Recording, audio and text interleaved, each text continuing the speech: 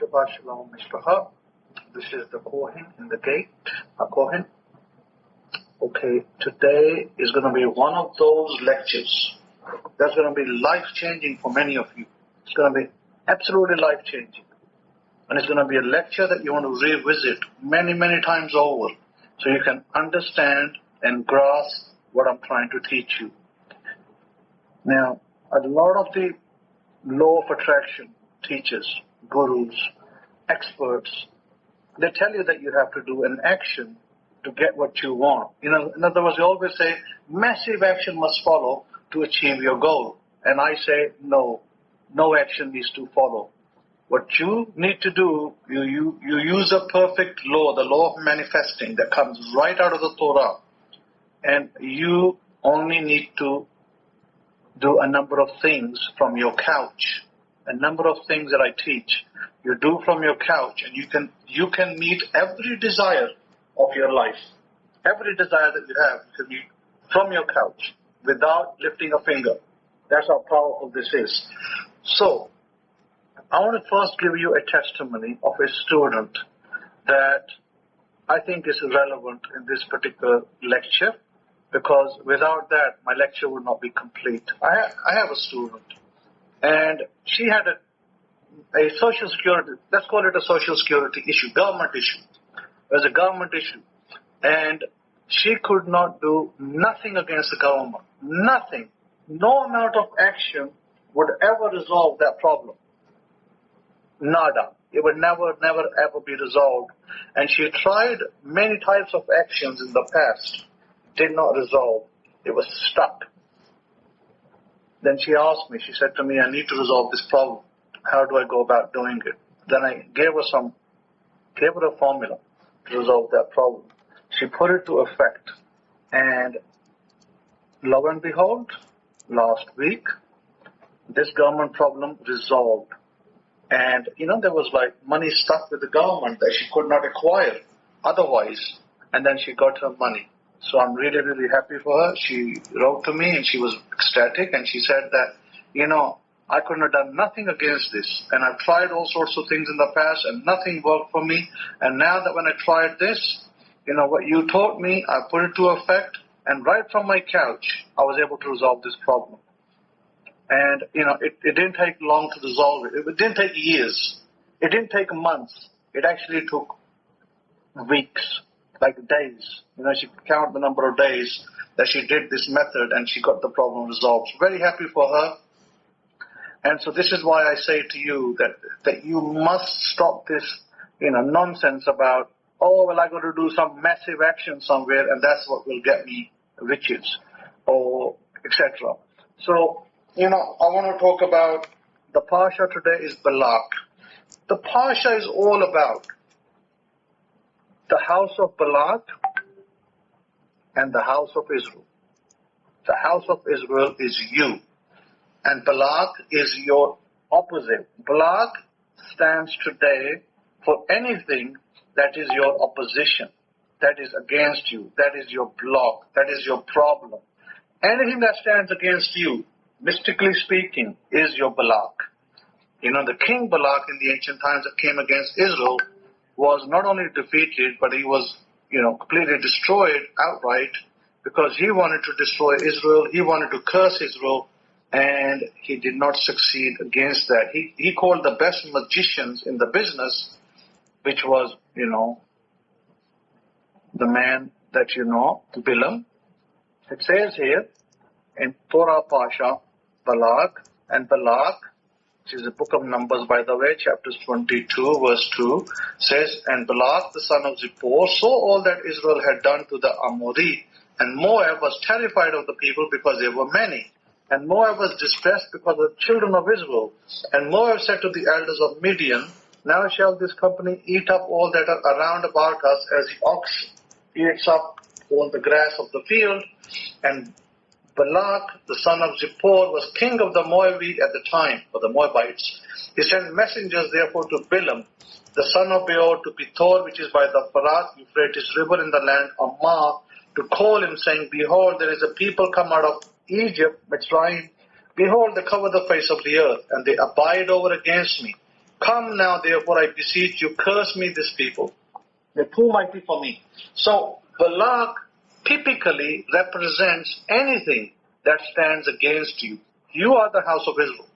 BalaK is your position. Doesn't matter what title, name, significance, you want to give that.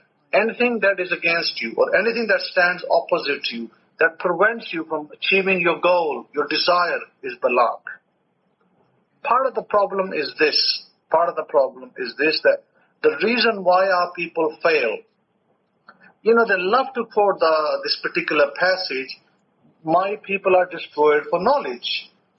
This passage you must have heard from Christian churches and pulpits, years over and maybe decades over. And, coming from the chapter of Hosea, chapter 4, verse 6, my people are destroyed for lack of knowledge. But, that passage is so badly explained by pastors. They think it's to do with Bible knowledge. They think it's to do with some esoteric thing that they are trying to get at. Or they think it's to do with Messiah coming into their life or something. All of that is baloney. The knowledge that it speaks about is understanding the method that the Torah gives us. And it's throughout the Bible, even in the New Testament, throughout the Bible. And the knowledge is how to apply that knowledge, how to execute that knowledge in order to get your desires right.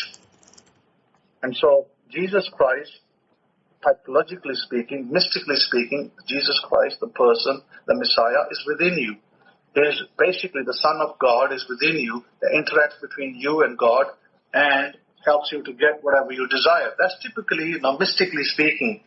He's not a man, he's not a woman, he's not transgender, he's not gay, he's none of those. So he's typically you. And within you is the Son of God. Let's call him a symbolic, mystical figure. And this mystical figure is what stands between you and God and your manifestation. So if you desire your manifestation, you use Jesus Christ in a symbol, then he brings it for you. If you want to use Moses in a symbol, then Moses brings for you. Maybe for the Muslims, it'll be Muhammad, their prophet. He will act as the middleman.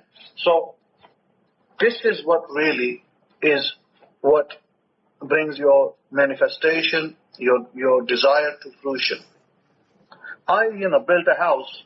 I built a house in this country where I am without lifting a finger, without coming off my couch, without lifting a finger. No action was done by me, by the way.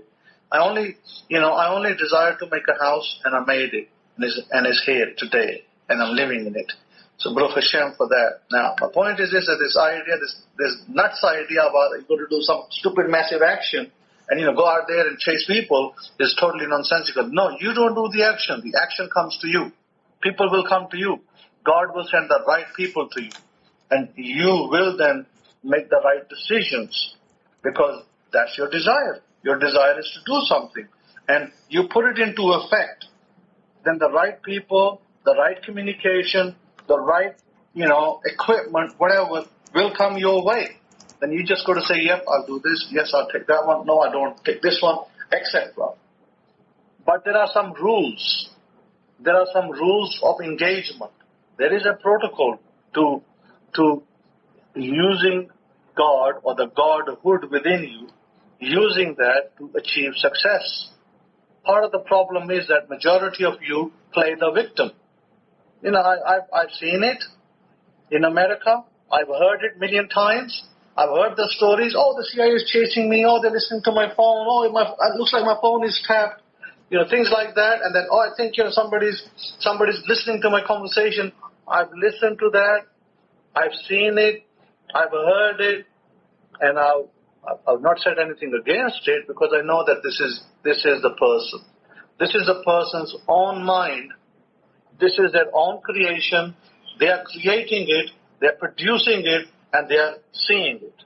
The CIA has got time to chase some individual, in Tampa and chase their tail. They haven't got time for that. CIA got a bigger fish to fry in Afghanistan and, Iraq and other places. They got bigger fish to fry over there. They got no time for smaller fish in America.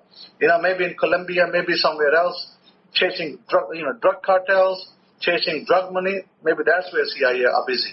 CIA is not busy in the soil of America chasing some, ordinary person living in Florida. So, but I've heard it a million times. I told you, I heard it many times. People telling me, my phone is tapped. I think I hear voices in the phone. You create these things. You are responsible for these things. That is why your failure turns into, and your success turns into failure, not into success. You got to get away from this. I've devised my own 10 commandments. My own 10 commandments that I devised, I'm going to read them out to you in a second. They are what you must never be, must never do. But I can guarantee you that majority of you listening to this conversation today, this lecture, you're doing that. Either you're doing it inadvertently or doing it deliberately. I have seen fear in people. Oh, I won't fly because, they might detain me in Texas. I've heard of that from people. People have been afraid to fly from one side to another because they are fearful that they're going to give them the vaccine. Fear is what drives you to failure. This is the biggest failure issue. Fear, complaining, whining, murmuring, biggest things to failure. Here are the 10 commandments from my end. Here are the 10 commandments in the Bible. Here are my 10 commandments. Thou shalt not play the victim. Number 1. Number 2, thou shalt not complain. How many of you complain all the time? Number 3, thou shalt not say someone hurt me and it's their fault. Number 4, thou shalt not seek disappointment. How many of you just sitting there always saying, oh, I think it might not work. Oh, I think it's not going to work. Oh, I think it's not going to work. How many of you do that? Thou shalt not seek disappointment. Number 5, thou shalt not wait for someone else to help you. How many of you sitting there saying that, if you win the lottery, give me some money as well? How many of you do that? You say to your sister, to your brother, to your mom, to your dad, or maybe your mom and dad say to the son, when you win the lottery, make sure you give me some as well. How many are waiting for somebody else's lottery win? Okay? That's another problem area. Number 6, thou shalt not whine and murmur. Many of you whining and complaining about government, about president, about some minister, about some, senator. Thou shalt not whine and murmur. Number 7, thou shalt always say, I can and I will. You never say, I can't. How many of you say, I can't? Think about that. That's your failure. Number 8, thou shalt love yourself daily. Learn how to love yourself. Number 9, thou shalt believe yourself daily.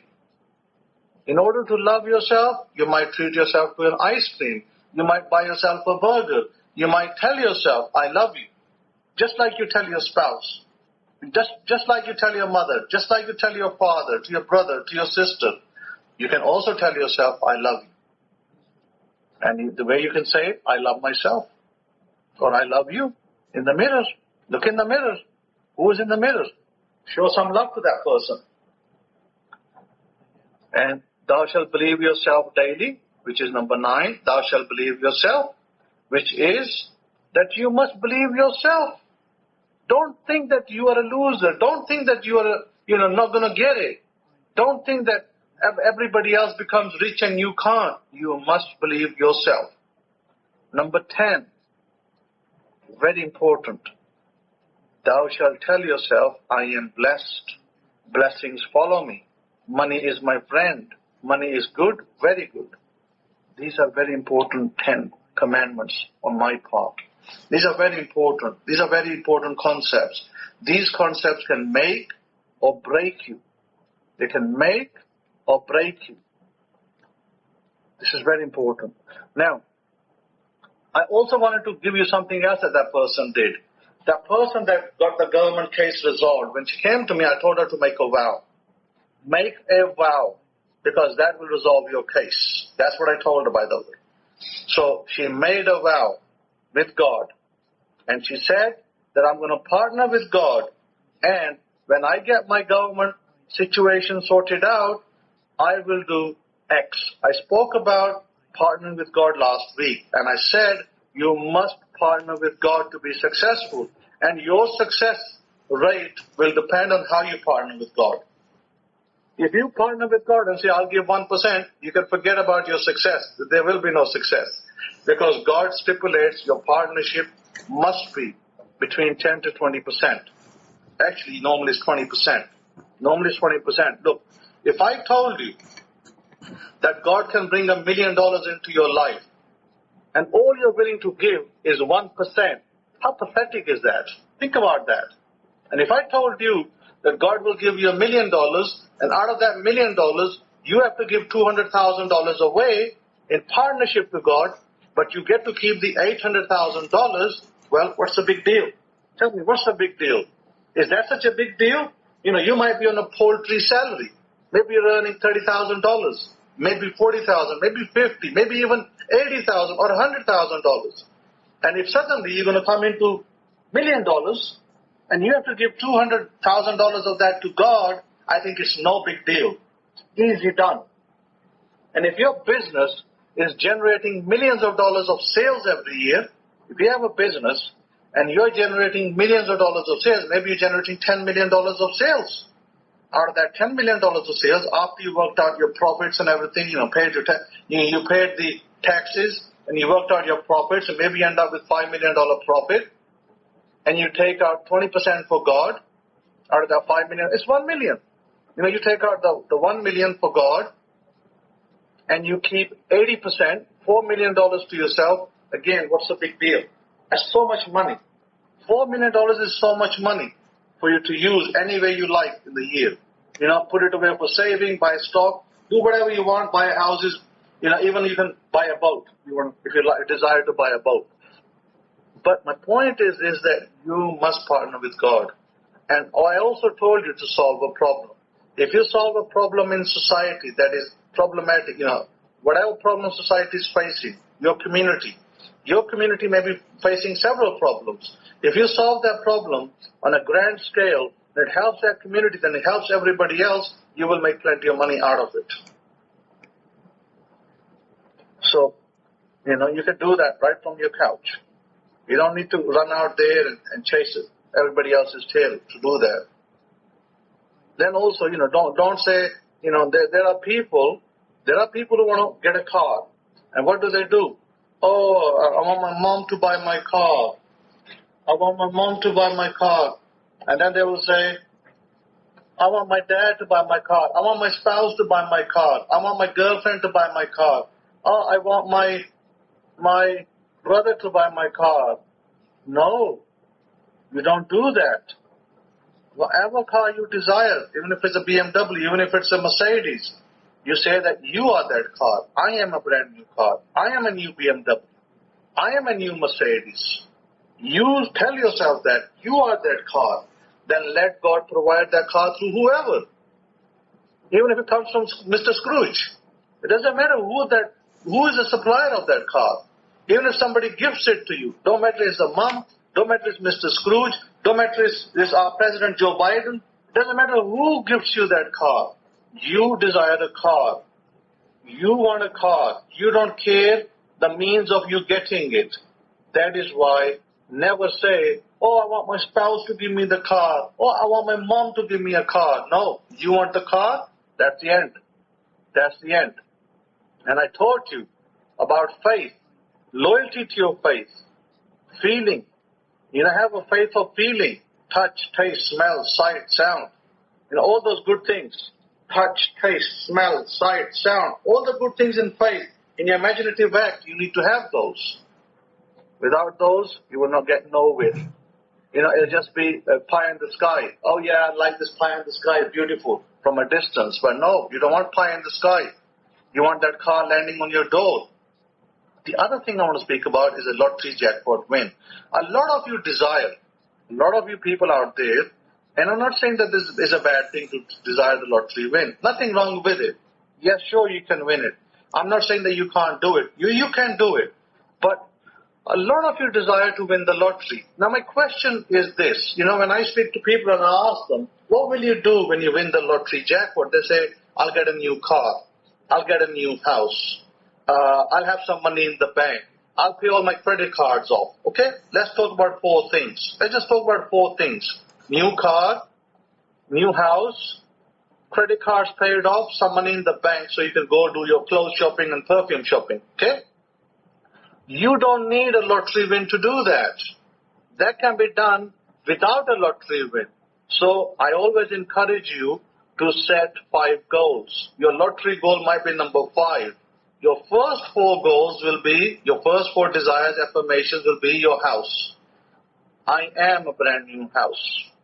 I have a brand new house. That's your first goal. Number 2, your car. I am a brand new car. I am a new BMW. I am a new Frontera. I am a new Tesla Roadster. Okay? So second affirmation. Your third affirmation, money. I have a nice balance in my account. I have a nice balance in my account. Fourth one, debt. About the credit card debt. There's a number of ways to tackle that. Your affirmation could be, all my credit card loans are paid off. All my credit card loans are paid off. It's wonderful. Or, it's definitely true. All my credit card loans are paid off. Or, another way, I am instantly debt-free. I am instantly debt-free, and I am. So, these are the 4. Now, the lottery jackpot you do, I'm a lottery jackpot winner. I'm a lottery jackpot winner.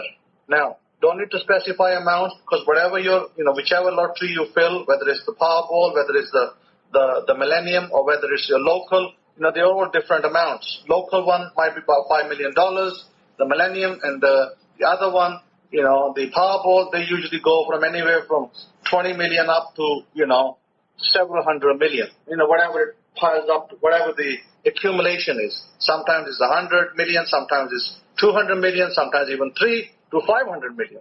So the lottery should be your last goal. So you should be prepared to receive your car any way possible. Your money in the bank any way possible. Your credit card loan should be paid any way possible. You don't need to wait for a lottery to do that. You can hit the jackpot, but it will take a lot more effort, from your couch. Well, if you can't even be bothered to wake up at 4 o'clock in the morning, because it's too difficult, those 2 hours, 4 to 6 o'clock, are golden hours for success. Now, if you can't do that because, you're not used to it, maybe, you don't know how to get up early in the morning, maybe you're used to getting up at 7 o'clock. So the point is that you've got to put some serious, finger effort, couch effort. Let's put couch effort. You put some serious couch effort. You'll be scripting.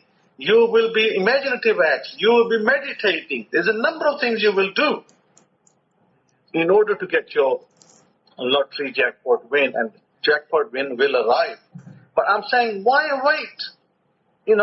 For a jackpot that's between 20 million to maybe $200 million, why wait for $200 million? Why not just do the car first, the house second, the balance, all of them at the same time? Do it all at the same time, including the lottery. But let the lottery build. Let it build, let your affirmations, your scripting, let it build to acquire that lottery jackpot. But you don't have to depend on it. Majority of the people, to them, lottery is just a gimmick. Majority of the people who become rich, lottery is a gimmick, by the way. They don't care about a lottery win. I mean, think about Bill Clinton. Bill Gates. Think about Bill Gates. Think about Jeff Bezos. Think about Ambani, the Indian tycoon, the billionaire. Think about Adani, the Indian billionaire. Think about maybe even Mr. Putin. He's probably a billionaire as well. And Mr. Trump, he's a billionaire. Do you think that those guys wait for a lottery win? Pause for a minute. Do you think that Mr. Trump needs a lottery win to run his, billion-dollar empire? That's what I'm saying. Don't depend just on a lottery for the rest of your life. Don't just say, if I win the lottery, I can do this. If I win the lottery, I can do that. You know what that specifies? Let me tell you what that specifies. Lack. What did I teach you last week? Lack will beget more lack. What you are actually saying, when you say, I will do this with a lottery win, you're declaring that you have lack. Never declare lack. Never declare lack. Again, never declare lack. Let me come back to my 10 commandments. My version of the 10 commandments. Thou shalt not play the victim. Thou shalt not say, oh, but that person hurt me. Thou shalt not complain. How many times you complain every day? How many times you say you're the victim? Oh, he did me wrong. Oh, she did me wrong. How many of you say that every day? Thou shalt not say someone hurt me and it's their fault. Because you create everything. If you create everything, you're bringing that situation into your life. Nobody else is. Simon Altaf's not bringing that situation into your life. The Kohen isn't. I can bring you blessing. I'm not bringing curses into your life. You yourself are bringing curses into your life. I'm not doing it. Unless I actively want to hurt you, but I don't. I don't want to hurt you. I want to bless you. I don't want to do that. So, thou shalt not wait for someone else to help you. How many of you are waiting for your uncle to help you? How many of you are waiting for your mom to die, your father to die so you can take the inheritance? How many of you are waiting for your rich uncle to die so he can give you some money? Think about that. Thou shalt not whine and murmur. How many of you are whining every day? How many of you are complaining that the president's no good? How many of you are saying that the Democrats did it? How many of you are saying that? I want you to think about these things. These things will affect you. These things will hurt you. These things will make you a failure. They will not make you a success. How many of you are always saying that I can't? How many of you say I can't? Thou shalt always say I can and I will. How many of you love yourself? No, many of you don't even love yourself. Thou shalt love yourself. How many of you say every day that, I'm not going to do this for myself. I can't be bothered. I don't love myself. I'm not good. I don't get everything. It's only for the rich. They're born rich. It's only for the people who are born with a golden spoon. I'm not born with a golden spoon in my mouth. How many of you say that? Thou shalt believe yourself. How many of you don't believe in yourself? And you continue to fail because you don't believe in yourself. How many of you tell yourself every day that I am blessed? Blessings follow me. I can guarantee you out of those 10 statements that I just made, most of you are guilty in at least 5 of them. Most of you are going to be guilty in at least 5 statements. But today is a day for change. Today you tell yourself, I am making a change in my life from today. I'm going to paste those statements on my wall, just like you paste the 10 commandments. I'm going to paste those statements against the wall. I want you to write those statements. I want you to paste it on the wall. And I want you to say that these are the things I will not do. I will be mindful. I will watch my mouth, muzzle my mouth. Have you read the statements in the Bible about muzzling your mouth? Yes, they are there. Watch your mouth. Watch your mouth. There are many verses in the Bible that talk about watching your mouth. Many verses. Seriously. There are many verses, but people don't seem to care. People just continue to wow, wow, wow all the time like a little baby.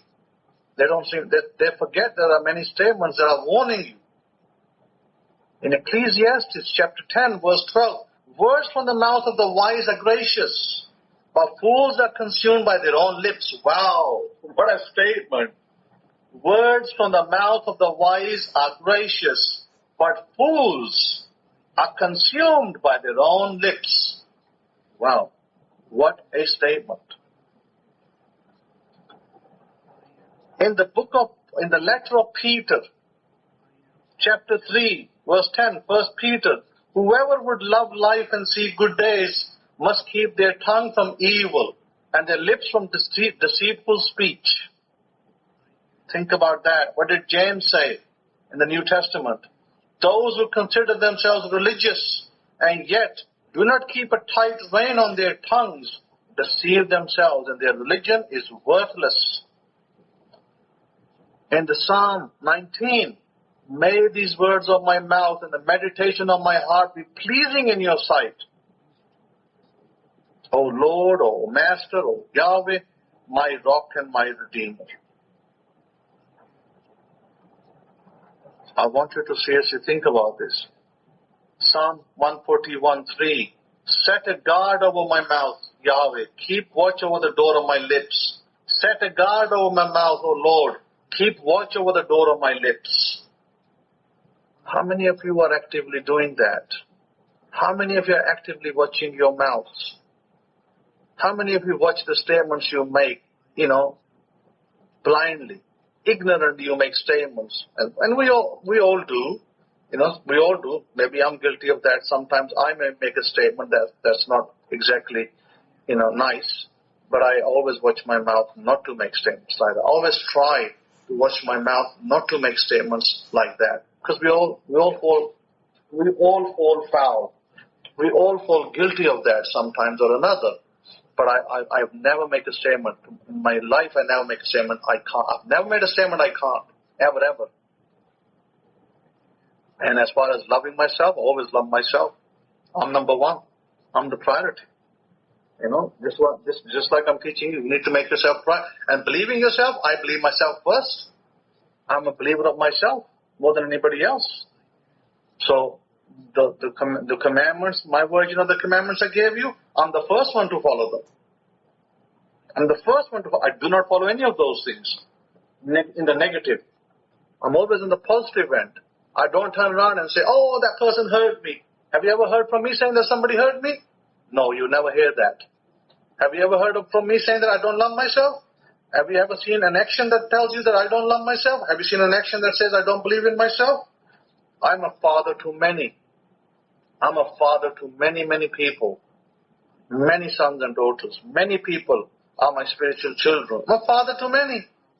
And I give them sound advice. I give them sound instructions from the Torah, from the Bible. Sound instructions for the benefit of their life. If I can't give you instructions, who can? I'm the Kohen. I've got to give you right instructions. So in order to give reality to your faith, what you desire, you must be loyal to it. What does that mean in a breakdown statement? Believe yourself. Believe yourself. If you want to drive that car and you keep telling yourself, oh, I don't know how I'm going to do it. Oh, I don't know where the money's going to come from. Oh, maybe, I'll get something from somebody. Maybe my daughter will give me a car. Maybe my uncle will give me a new car. You see, you need to stop that. Believe yourself. You will create your own car. It will come in the 3D world. You got to create it. Now, it may happen that you created your car in the 3D reality, and maybe it is your uncle who donated it to you. Maybe it is your daughter that gave it to you. Maybe it is your mom that gives it to you. But you don't depend on those things. You don't say those things. You just depend on yourself, on your I am, on your God self. God works through you. Remember I said that Jesus is simply mystically within you. Moses is mystically within you. Whatever religious figure you want to believe in, they are mystically within you. And they are working through you to achieve the aim. Now, does that make sense? That it doesn't matter how you get it. It doesn't matter how it comes. I don't care about the how. I only care about the receiving end of it. I didn't care about how my house is going to come. I didn't know how it was going to come. At the time when I started to pursue this ideal, I had no money. Remember I told you I borrowed money from my brother to even place a deposit on the land. And at that time, I could not predict how the house is going to come. We cannot predict these things. We're not supposed to predict these things. We mustn't predict these things because we're not supposed to. So it's very, very important. I continue to tell you, make a vow. Make a vow with God. That is the fastest way you'll get your manifestation. And as I told you, my student did it. My student made a vow. She partnered with God. She said, Lord God of Israel. I told her exactly how to say the vow. The Holy One of Israel, I am making a vow with you today. This is how you do it. The Holy One of Israel. Or the Holy, or you can say, the God of Abraham. Two ways to say it. God of Abraham, Isaac, Jacob. The God of Israel. The Holy One of Israel. All those titles are good. You can say, the Holy One of Israel, I make a vow with you today. I make a vow with you today. Write the date down.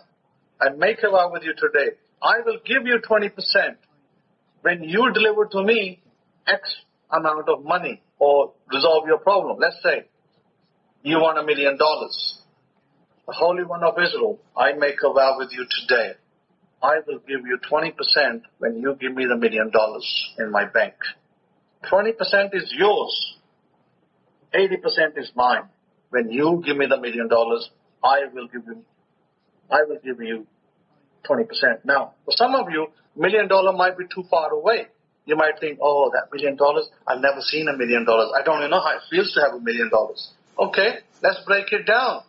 Let's just say $500,000 for you, because you're not sure how to get a feeling of $1 million. Maybe you get a feeling of, maybe once you get the feeling of 500, and if 500 is too much for you, then let's get a feeling of $300,000.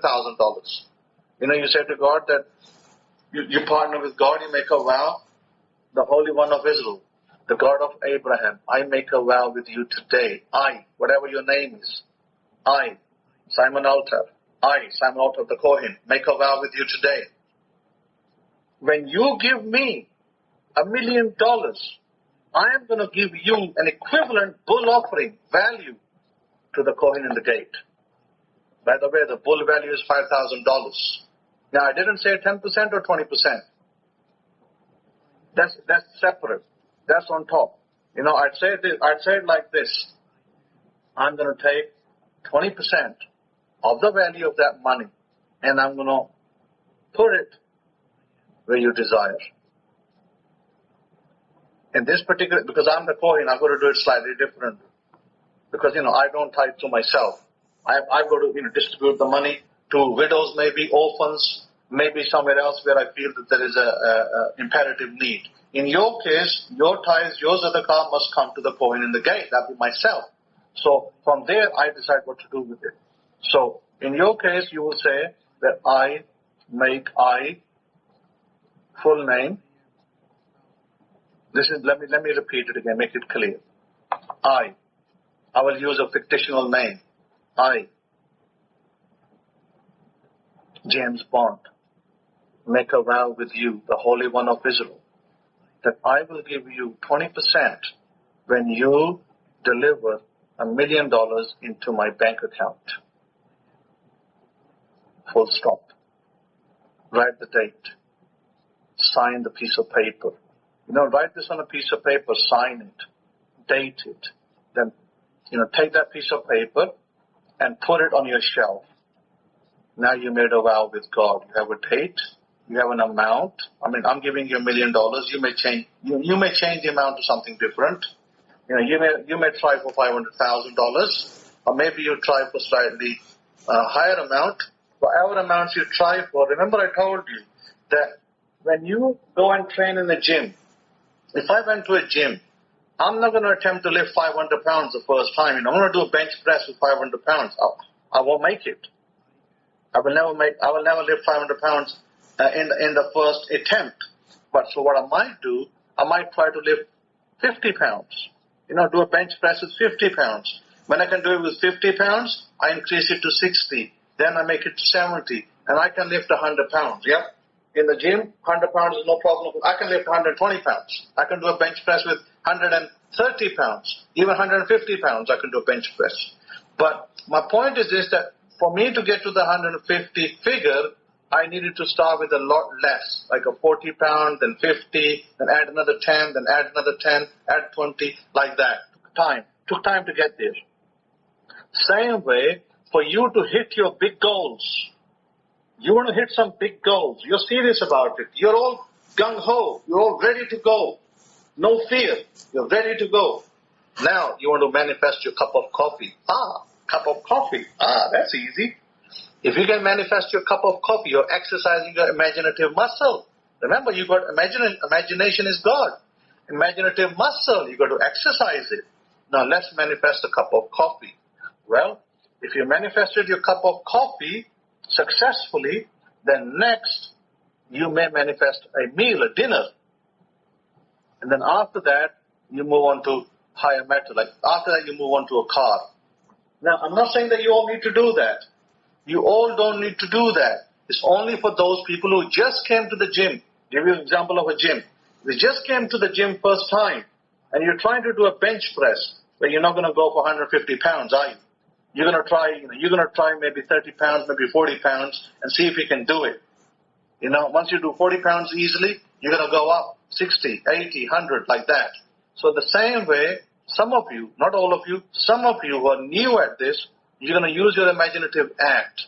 And you're going to say, you know what, I'm going to try for a cup of coffee. And when I successfully produce a cup of coffee, somebody hands you a cup of coffee, they give it to you free, then you say, okay, I've done that successfully, now let me practice, maybe I'll manufacture a dinner.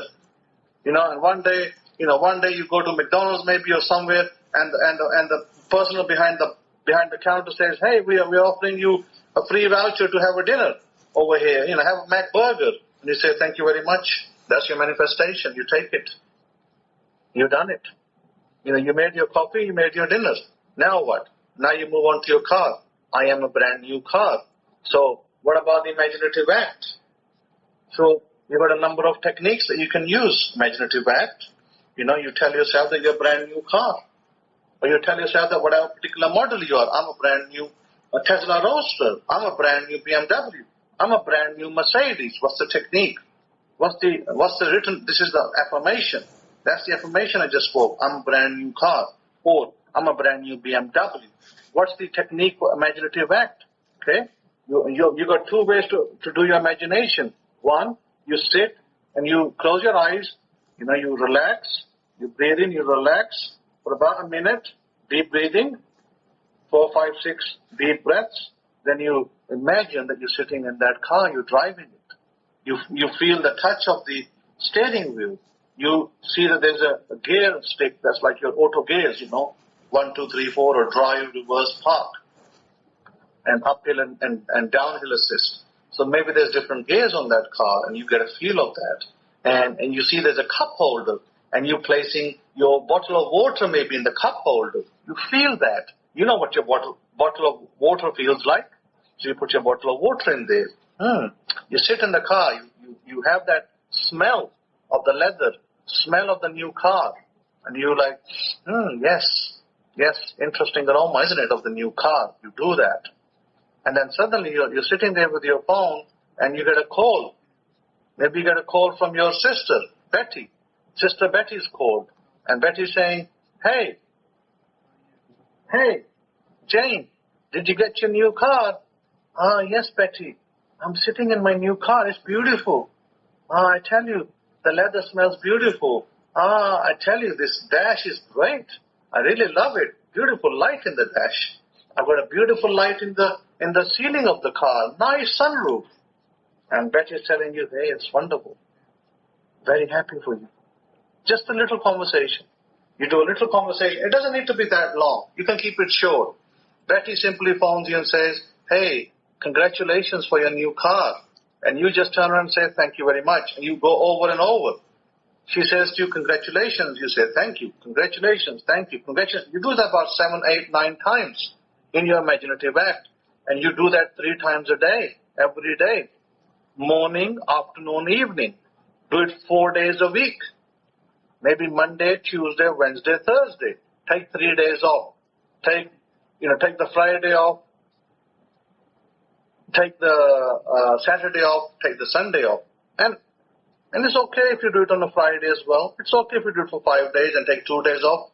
It's okay. It's no problem. Because you're faithful to your vision. You're loyal to your faith. You experience those things every day. So what's the thing that you will run in the mind?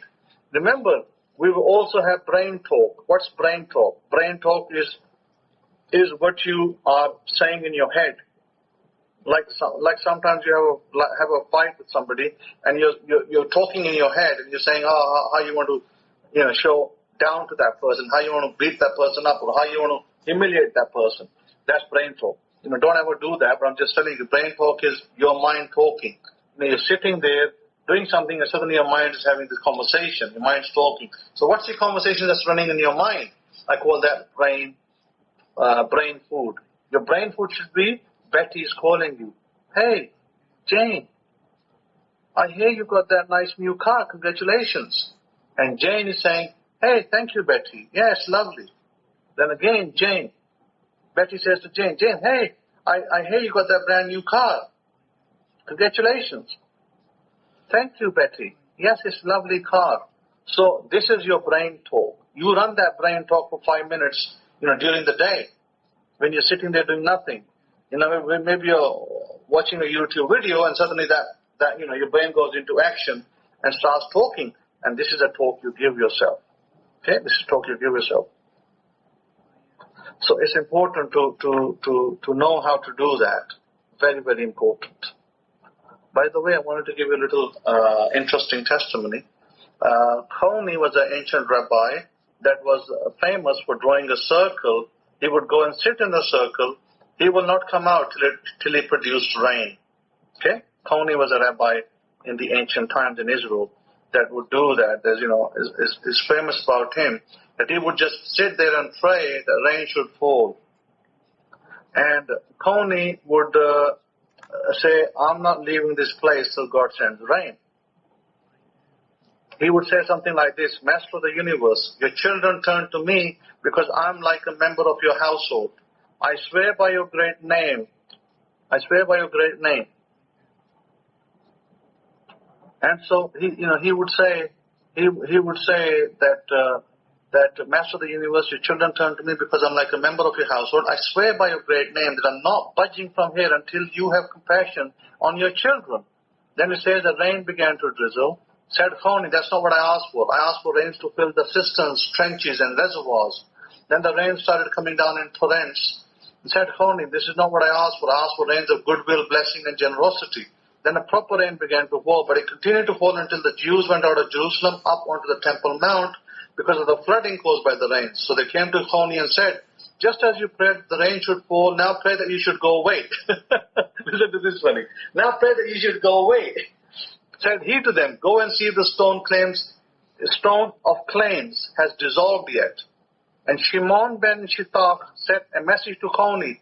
If not for the fact that you're Coney, I would have issued a decree of excommunication against you. But what can I do against you, who nags the Almighty and he fulfills your wish, like a child who nags his father and his father fulfills a wish? So by the way, it doesn't mean that the rain happened the same day. It's not like he prayed for rain and 5 minutes later it rained. It could be he sat there for days before the rain came. He sat there for days before the rain came, okay? Now, let me give you an example. I said to my wife, I'm going to bring the rain. I'm going to bring the rain. I'm going to bring winds, heavy winds as well. My wife's like, what are you, a magician? I said, yeah, I'm a magician. I'm a Kohen. I'm going to bring the rain. And so, guess what? I brought the rain. Today I sit over here and I say, I'm going to bring the rain and the winds. And guess what happens? In the night, tremendous amount of wind comes through. Tremendous wind. And and then the very start in the evening, late in the evening, it starts to rain. Boom. Heavy rain. And my wife's like, it's raining. It's very windy. I said, yeah, I brought it. So I can bring the rain. I have a testimony that I can bring the rain. When I want the rain, I can bring the rain and I can bring the wind. I don't need to sit in a circle. I am the Kohen in the gate. I have that power. So I just wanted to give you a testimony. Somebody said to me, it's very hot. I said, no problem. I'll bring the rain. I'll make it cooler. And I brought the rain. And suddenly the weather became real cool. Right close, it was a nice, cool wind. Beautiful, cool wind. To make it happen. I have the power to do that. Baruch Hashem Yahweh. So my point is this, nothing is impossible. We don't have to follow old methods. I don't have to nag God. I didn't have to nag God to do that. I have a formula that I use and God sends the rain. I don't nag God. I don't sit in a circle like Rabbi Coney, but I can still do it. I can do greater things than that. I've done greater than that. And I will do greater things than that. But my point is this, and I am doing greater things than that. It's wonderful, I'm telling you. So my point is this, that listen to sound instruction. I'm a father to many of my people. If they follow the instructions, they will be tremendously blessed. Do not allow your circumstances to dictate your life. Don't say that you are poor. Don't say that you're downtrodden. Don't say those words, because you cement your reality by saying those words. When you continue to say that you are downtrodden, you cement your reality. You create the downtrodden state. This is why I said my version of 10 Commandments should be, I am blessed. I am blessed. Blessings follow me. Money is my friend. Money is good and very good. Money circulates in my life freely. Remember, I gave you some affirmations last week in my last lecture. Listen to my last lecture. Listen to this lecture. You may need to listen to it several times to grasp what I'm trying to teach you. So, reading through Neville's books, one of Neville's techniques was that he used a technique to help somebody, and they asked him, how do we do that? And Neville said, well, why don't you use a technique, I remember when? And so the I remember when technique was that, let's say that you're trying to do something. You're not sure what to do, and you're trying to achieve something. Let's give that achievement a name. Let's say that you're trying to bring $100,000 into your account. Let's just say you're doing that. And you don't know what it feels like to have $100,000 cash into your account. So you're trying to get $100,000, but you don't know how. So you've never done it in the past. You haven't had $100,000. Now you want $100,000, but you want to get the feeling. So how do you do it? So the Neville described a technique called I remember when. So Neville said, do this. I remember when technique is that you say, I remember when I had $100,000. In other words, you fake it. You never had 100, but you fake it. And you say, I remember when I had $100,000 in my account. It felt wonderful. It was lovely. I was able to just go to the garage and I was able to purchase a brand new car. I paid $40,000 for a brand new car. No sweat. I remember that time. So you create a scenario of I remember when statement. That's your affirmation. I remember when statement. So when you created that I remember when statement, you run that over and over again in your mind talk. Run over and over again till it cements. And when it cements, boom, $100,000 comes into your account. In other words, it will make the fake into real.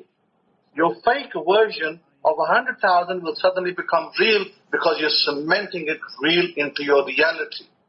By saying that statement over and over in your mind, I remember when I had $100,000. Yeah, I went with Betty. We went together to the ABC garage, and we purchased a Dodge. Yeah, it was great. Yeah, I remember that time. You keep telling yourself that.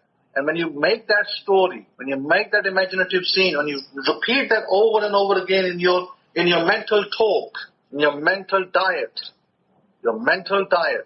you repeat it, guess what? Boom, you got $100,000. Where does it come in from? Doesn't matter where it comes from. Maybe it comes from Uncle Sam. Maybe it comes from an uncle. Maybe it comes from an auntie. Maybe you just, did a scratch card, $5. Maybe you bought a scratch card for $5 and boom, you got a $100,000 jackpot win. Doesn't matter how. The how is not important. You have to do the work on your couch or in your couch or upon your couch or upon your bed. Doesn't matter where. Upon your bed, upon your couch. I told you in one of my lectures, I can make you a millionaire from your couch. Are you ready to do it? Do you have the desire? Do you have the fortitude? Do you have the courage? Then yes, it's possible. It's possible for you to become a millionaire right from your couch. Now, I'm going to leave you with this because I think I've said enough, and you need to listen to this lecture maybe over and over again. Every day listen to it. Grasp the techniques. Grasp the techniques I gave you. Write my version of 10 Commandments on a piece of paper and put it out there. If you're not sure what I said, email it to me and I'll email you my 10 Commandments. You can post it on the door and you can read it every day. These things I must be careful of. Must muzzle my mouth. Mustn't say those things. And I guarantee you today that you will be the next rich person. It doesn't matter if you come in the Forbes list or not. I tell you, Forbes list is irrelevant. I don't even care about the Forbes list. But you can have your millions and you can be a happy person. That's what you desire, and you can have it. But you don't need to have a $500 million to be on the Forbes list, or even $200 million to be on the Forbes list. You don't care about Forbes list. Who cares about Forbes list? When you're happy, when you have the money to go spend, you have the money to buy your car, you know how many people are rich? Do you seriously know how many people in the East are so rich that the Forbes list don't even know about them? They do not want to advertise their riches. They do not want to tell Forbes list how much wealth they have. Forbes list usually does calculation based on person's companies. This person has this company, this many shares, this much capitalization, and they have this much wealth. That's how Forbes list does it. Nobody goes to Forbes list and say, hey, I've got $100 million in my bank. Nobody says that, by the way. So many rich people in the world today, I come across many rich people over here in the East. They do not advertise their wealth. But you see their wealth. You know how you see their wealth? I see them driving a $60,000 or a $100,000 or a $200,000 car. I see them driving a $200,000 car, and I say, yes, this person is wealthy. They don't talk about it. They don't say, oh, I have a $200,000 car. I know, I see it. I see that $200,000 car. They drive a Land Cruiser that's worth $200,000, and I see it. And I say, okay, yes, this person has wealth, but they don't advertise it. They don't say, I have, 500 million in my bank. But there are people in this country that have 500 million in their bank, but they don't advertise it. You see, same way I ask you, don't advertise your wealth. Don't go around telling everybody that you have $1 million in your bank. You know how many people will queue up in your house? How many of your relatives will come running down? Hey, give me, Betty, give me your money. I need some as well. How many people will come to you? How many people are going to come to you and demand money from you? You're my sister, you got to give me some. How many people will say that? So do not advertise your wealth. Do not advertise your wealth. Never tell anybody what your wealth is. If you come into big money, and you will, when you come into big money, I'm your rabbi, I'm your Kohen. You can tell me, I'm not going to come queue at your door and say, give me half your wealth. I'm not saying that. But there will be people in your family who will come at your door and they will demand it. You give them some money. So do not advertise your wealth. Just as you don't advertise your relationships, do not advertise your wealth. Remember, you can change your economy. It doesn't matter whether the country is in recession or not. You decide your economy. You decide the amount of salary you want. You decide the type of business you want. You decide how much money you'll make every year. You decide your economy. That's a powerful tool that you have in your hands right now. You decide it. Simple as that. And also you decide your rules. There's a scientist.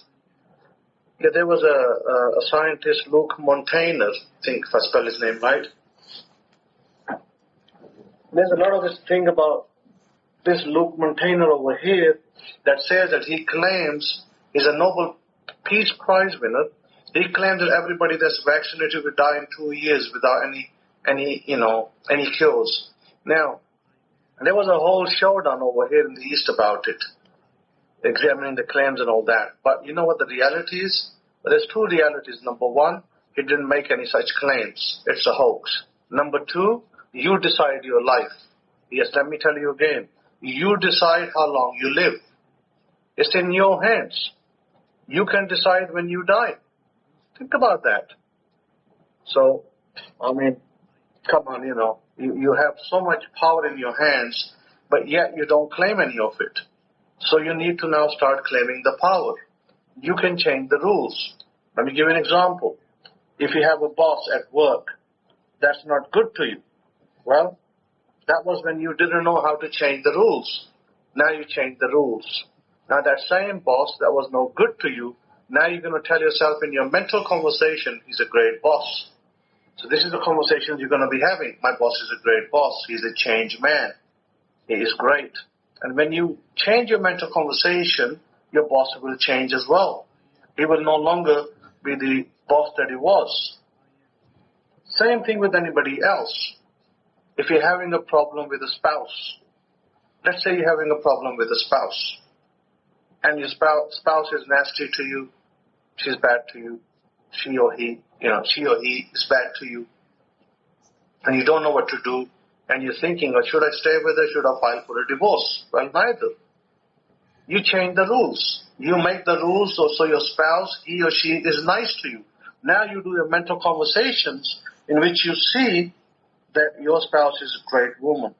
Your spouse is a great husband. And this is the mental rules you follow. My spouse is a great husband, great wife. My spouse is a great husband, etc. You change the rules. And whatever rules you decide is what happens next. In other words, once you change your mental diet, everything else follows. It's all internal. Whatever is internally changed in your internal kingdom, that which you see on the external kingdom. You decide the rules. If you want your wife to be respectful, then you change the rules. If you want to fight your wife, then of course your rules will dictate that. If all you're doing mentally is arguing with your wife every day, guess what she's going to follow? And if you're being happy, joyous, nice, in happiness with your wife, then guess what's going to follow? You decide the rules. So with that, I've given you a lot to think about over here. You have a lot of power within you, but you're probably not exercising it. It's time to come out of the zombie mode. It's time to just be living for the sake of living. It's now time to live for your better health, for your better world, for your better life. It's time for that. I know a scientist over here in this country, Pakistan, and the story on him was that he was a chain smoker. He's like smoking like a chimney. And he was also a drinker. He would drink 3-4 glasses of whiskey every day. He's a scientist, by the way. You know what? He lived to be at 97 years of age. He lived to 97. Would you seriously think that somebody like that can live to 97? Because, if you listen to the media, if you smoke, well, you won't make it past 50. You're going to have lung cancer and all sorts of other things, according to the media, according to the, reports out there. Again, you decide your rules. This man believed that, no, he's going to have a nice, healthy life. And he did. He lived to be 97. He was a great scientist in this country. He invented the ink that is used world over in elections to put on your hand, and it doesn't disappear. So think about it. Think about what rules are you creating. What do you want your life to follow? You decide the rules. And when you decide the rules, your life will change. It's that easy. Let me give you a tip today which will greatly help you to manifest, to bring in money into your life. You may have a habit, and you can turn that habit into money. So how do you do that? For instance, let's say you like drinking coffee. Every day you drink maybe 3 cups of coffee. And some people I know, they like drinking Coca-Cola. I have a friend over here. He loves drinking Coke. He always buys a can of Coke. Every time I see him, he has a little can of Coke in his hand because he won't drink the Coke bottle. He don't like to drink, from a Coke bottle, but he likes to drink from the can because he feels that is genuine product over here. Because the bottles over here, sometimes they fake it, sometimes they, use original bottles, but they put in soda in there, which is not really real. It's a fake. It's like secondary product. And anyway, so he does that. So my point that what you can do is, like in England, a lot of people like drinking tea. So you could use it with tea as an example. Maybe you're a smoker and you like to smoke a cigarette. And then maybe you can do it every time you smoke a cigarette. So that's what you're going to say. Every time you drink tea, you smoke a cigarette, or, you drink your cup of coffee, you're going to say, every time I drink my coffee, I receive money. And then you're going to say again, every time I drink my coffee, I receive money. Every time I drink my tea, I receive money. Whatever habit it is, it doesn't have to be coffee, tea, smoking. It could be something else. So every time you say that, you are declaring a truth. What you're asking for is for money to be manifested every time you do something. So you can turn a habit into an activity of receiving income. It doesn't matter where the income comes from, but that's what happens.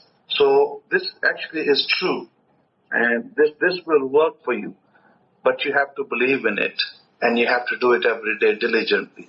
So you can say, every time I drink tea, I make money. Every time I drink tea, I make money. Or every time I drink tea, I receive money.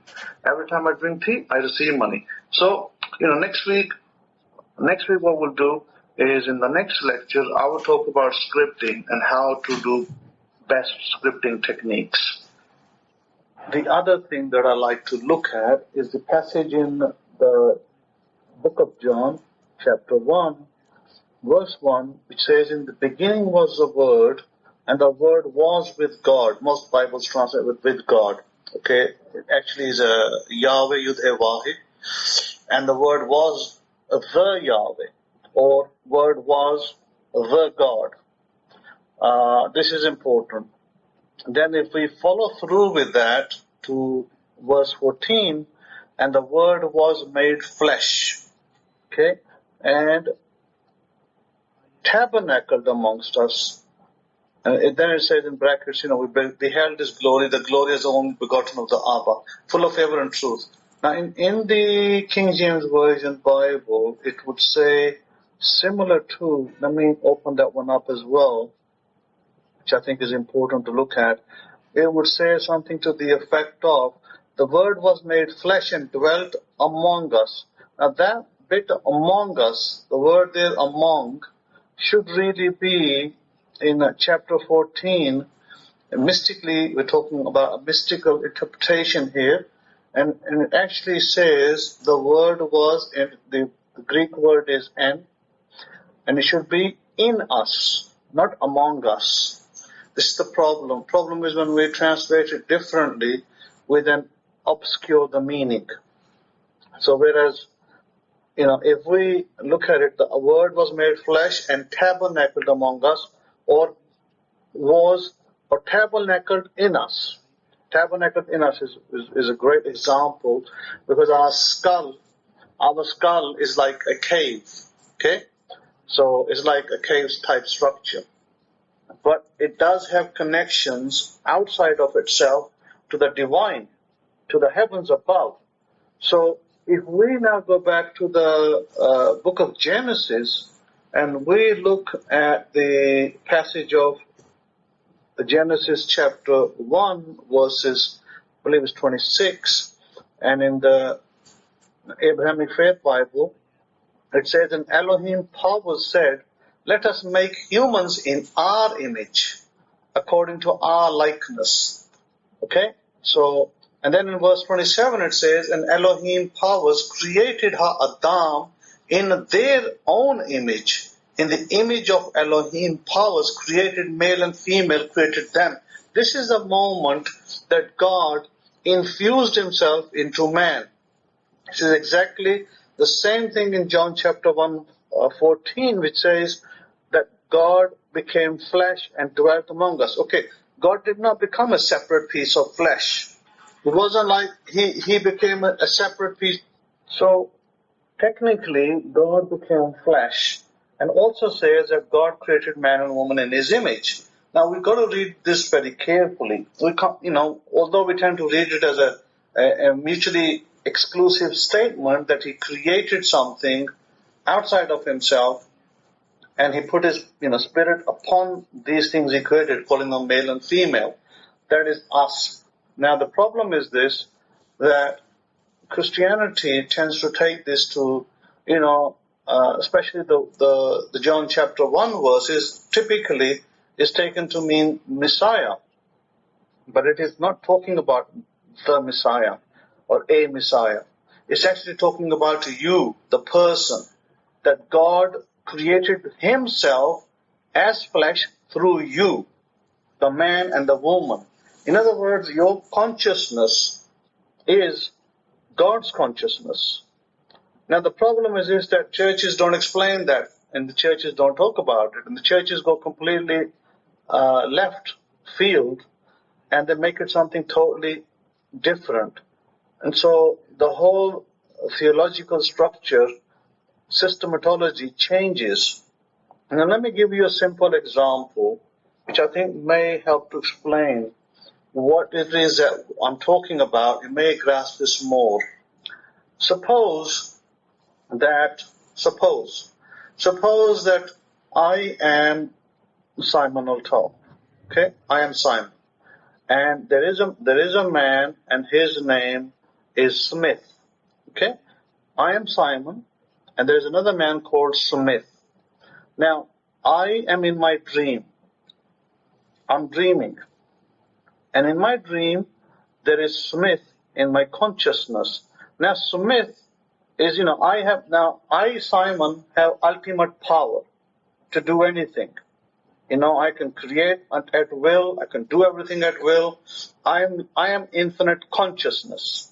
So, Smith, on the other hand, is a man with all the limitations of a human. And he cannot create at will. Whatever circumstances happen to him, he thinks, well, it's God's fault, man's fault, whoever's fault.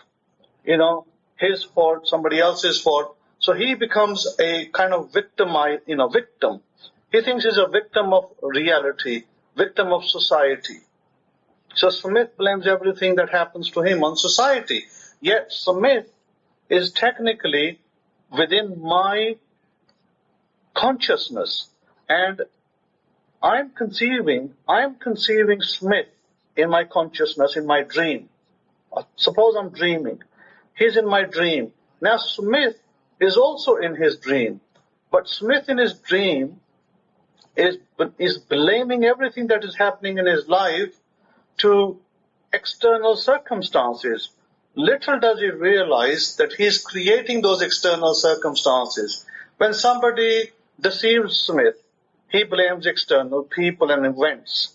When somebody does something good to him, he also blames external, gives credit to external events and things that are happening out there. Now, Smith doesn't realize that he is within my dream. And Smith doesn't realize that within my dream, in my consciousness, which is infinite consciousness, Smith exists. And Smith has the ability within his dream to connect into my dream and change his reality. Smith can be a rich man, he can be a prosperous businessman, he can be anything he desires on this earth. But Smith doesn't realize that. Smith thinks that the society is bad, that everything that happens to him that is negative is due to society, the government he lives in, the country he spends his time in. So he blames all those events. He blames the government, he blames society, he blames his friends or enemies that he calls them, and he says that everything bad that happens to him is because of his enemies. But everything that's happening to Smith is also happening within his dream, because he is creating those things while dreaming. Imagine I'm asleep with infinite consciousness, and Smith, sleeps, he's in my dream, and Smith has the ability to connect with me and take the best he can and receive it.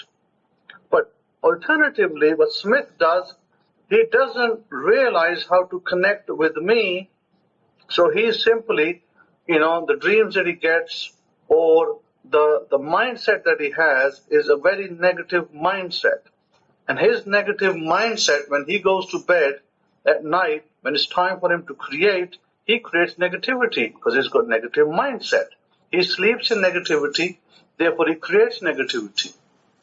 But if Smith realized that he could change his whole lifestyle by switching his internal thinking, so when he goes to sleep at night, if he started to dream that he is a rich man, that he is driving nice cars, he has nice homes, And then he connects, then he taps into my consciousness, because my consciousness is where I'm dreaming Smith. I'm dreaming Smith. So Smith is connected to me. And therefore, this is how the world is. Now I'll remove myself and I'll call this person of infinite consciousness God. So we, all of us, are the dream of God. So when John 1:14 says God manifested himself or came into our flesh, is talking about the fact that God is within us, all of us, and he works through us, and that is the infinite consciousness. Now, we don't tap into infinite consciousness easily because, we have to go through layers in our brain. We have the conscious layer, we have the subconscious layer, we have the super consciousness. So in order to get to that layer, subconscious and the conscious are the filter, the conscious is the filter for the subconscious. Now the conscious can block a lot of things out automatically and don't allow them to get to the subconscious. So what we do, we place ourselves in what we call sats, or in a state akin to sleep. We place ourselves in that state, in a meditative state, and we can then dream, what we want, what we call the end result. So for me, the end result would be, to give you an example, a live example. I want to sell my home. I sell it to my sister. My sister says, okay, I'll get the loan and everything, and I'll pay you the money that's due to you. And I say, okay. And so what I do, I create, I put myself in a state of meditative state, sleep state, kind of semi-conscious sleep state. And I see myself, I don't see the process of my sister buying my house, going to the mortgage company, saying, give me a loan. Then I go to the sister, and the sister says, give me the documents. Then, blah, blah, blah, until we come to the complete sale and the conclusion of the contract. I don't do that, because that's all the middle. That's what we call bridge of incidents, all the things that have to happen in the middle. The bridge of incidents or the incidents that need to happen for us to get to the end. So what I do, I teleport myself. For me, the end result is I want to see money in my bank. That's the end result. I want to see the cash that my sister's going to give me in the bank. So I teleport myself in the future. I teleport myself maybe, after the sale of my house, 3 months into the future, even 6 months into the future. And what I look at is the money's in my account. That $100,000 or whatever sale that I made to my sister, whatever amount I'm expecting, I see that amount in my account as a balance. And what I then hear, now I need to hear something in my a mental conversation, and the thing that I hear, where my sister and me perhaps, or me maybe having a conversation with my wife, with my spouse, that my spouse is saying that, or I'm telling my spouse, I'm saying the money has come into the bank, and my spouse says great, and I repeat that again, the money for the house sale has come into the bank, and she says wonderful. The money for the house sale has come into the bank. Wonderful. I repeat that statement 6, 7 times, 8 times over. So that saturates my subconscious, my mind, my God presence. That God dwelling in flesh in me, that's what it does. So when I feel that I've done it enough times, like, I may sit in this session for 2 times, maybe 3 times, maybe even 5 times. I do it Monday, Tuesday, Wednesday, Thursday. I saturate my mind. I'm happy with it. And now I say to myself, you know what? I've done it enough times. I feel completely happy. Now I walk away. So what happens, then the next thing that happens is my sister, goes through her process, and I go through the process. My sister contacts me. Her sister contacts her. Send us a paperwork. I send my paperwork. And then they start the process, and back and forth until finally the day comes that the sister says to me that, Mr. Simon, we're ready to proceed to close the contract, or as they call it in England, we're going to exchange the contract and do the completion. The completion means closing the contract, and then the money transfer hands. And I say, okay, go ahead, do it. And so the solicitor does it, and the solicitor tells me, Mr. Simon, your money is now in the bank, and everything is satisfactory and complete. We'll send you a complete statement via letter to your address. And that's the end of the sale. So basically, I am at the point, I'm not in the middle anywhere. I'm not imaginative act. My imaginative act is not thinking about, well, when the sale is going to happen, what day, how, blah, blah, blah, all of those things. When's the solicitor going to act?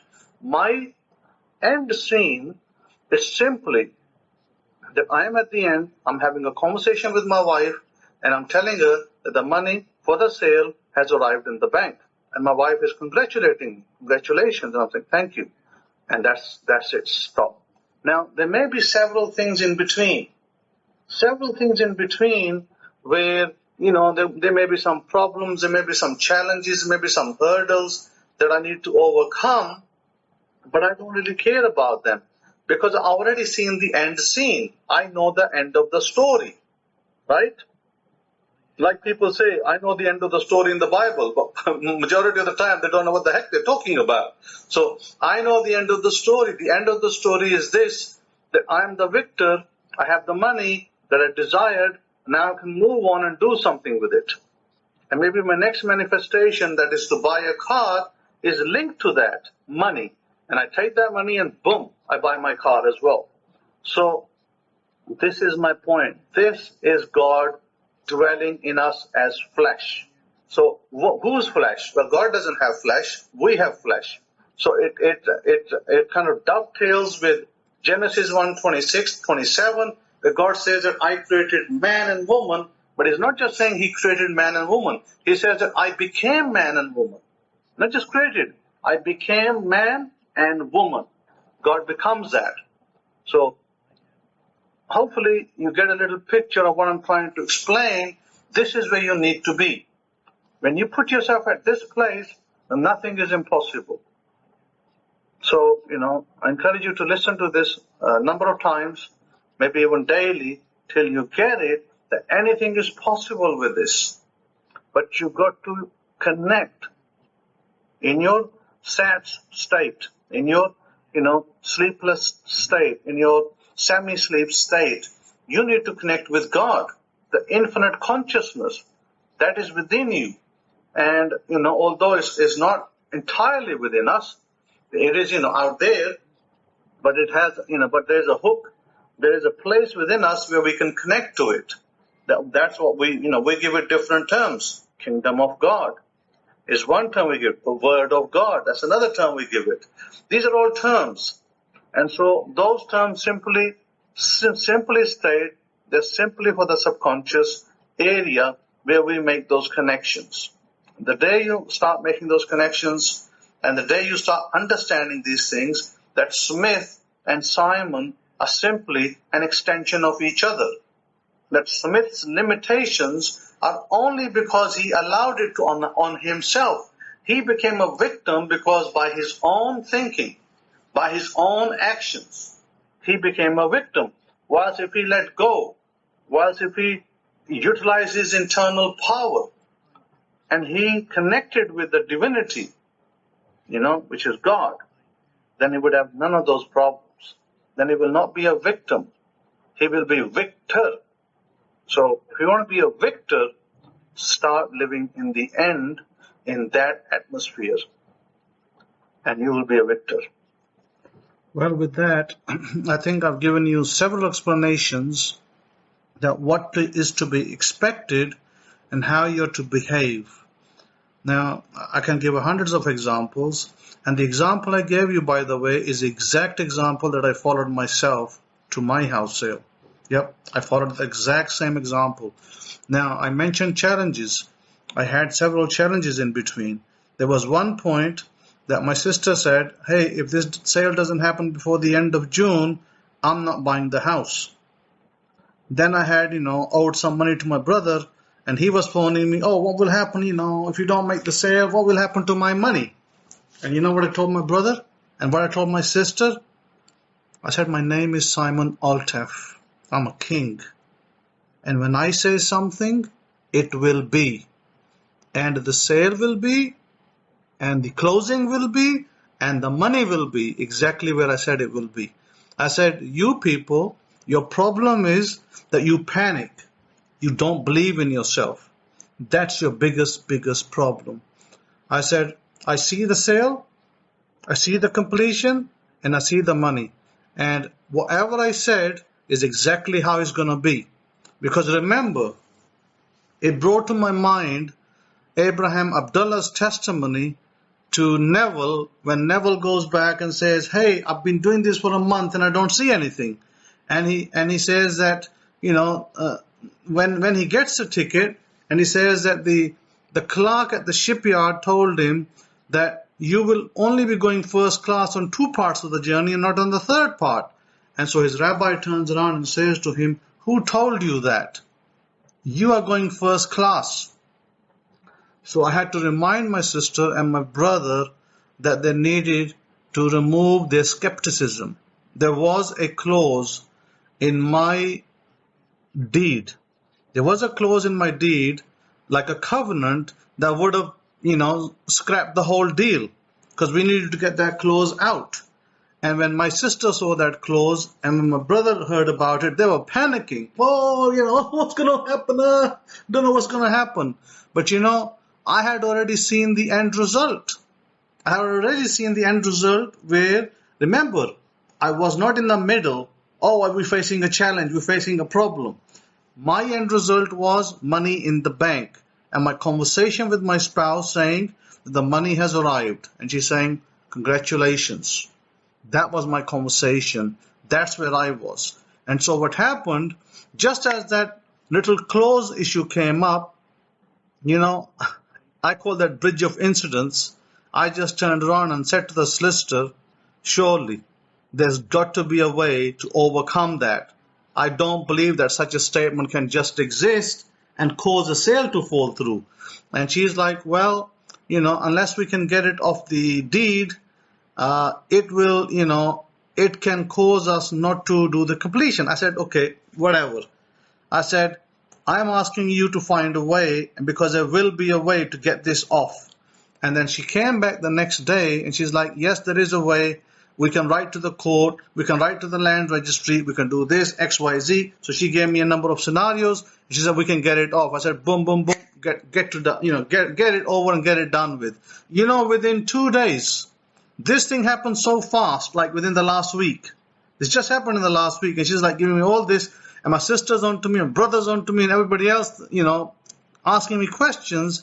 And I'm telling them that I am a king. And when a king says something, that it shall be. I said, if you have a belief problem, you need to go and check your belief system. Because you need to see that your belief system is not right. But I said to you that this will be done, so it shall be. Before the end of August, this deal will be complete. And I told you, and that's how it shall be. And so my brother goes away, okay, if you're saying that, fine. And my sister's like, skeptical and gone away. And guess what happens? 2 days later, I get that deed name removed from my deed, somebody's name that was on there. And I didn't even know who, that was put on there years ago, maybe 15 years ago. And so I get that removed from the land registry within 2 days. And then the solicitor comes back to me and says to me, Mr. Simon, we can go ahead with the deal now. And we're going to process the deal on the 25th of, guess what? June. And we're going to complete the deal before the end of June. So go ahead, do it. And so the deal was completed yesterday. The whole thing got closed yesterday, everything. And the money landed in my bank the money also landed in my bank yesterday. And so I turned around, and I gave a big lecture to my brother, and I gave a big lecture to my sister. I said, I not only am your bigger brother, but I am much wiser and I know much more than you both do. You both think that, you got few houses, over there in England and you know everything. I said, you know nothing of this world. You only know what you hear. But I said, I have the power to do something that you'll never be able to do. And they're like, they don't know what to say. They're like flabbergasted, their mouths are shut. So we can shut people's mouths. We can shut kings' mouths. Remember what Jesus said, you will shut kings' mouths. You will shut the mouths of judges. That is what it actually means. When you have devised the end, and when you follow through with it, believing your vision, you must believe your vision. You must be loyal to your vision. If I crumble, if my sister phones me, my brother phones me, and I crumble, then I'm not faithful to my vision.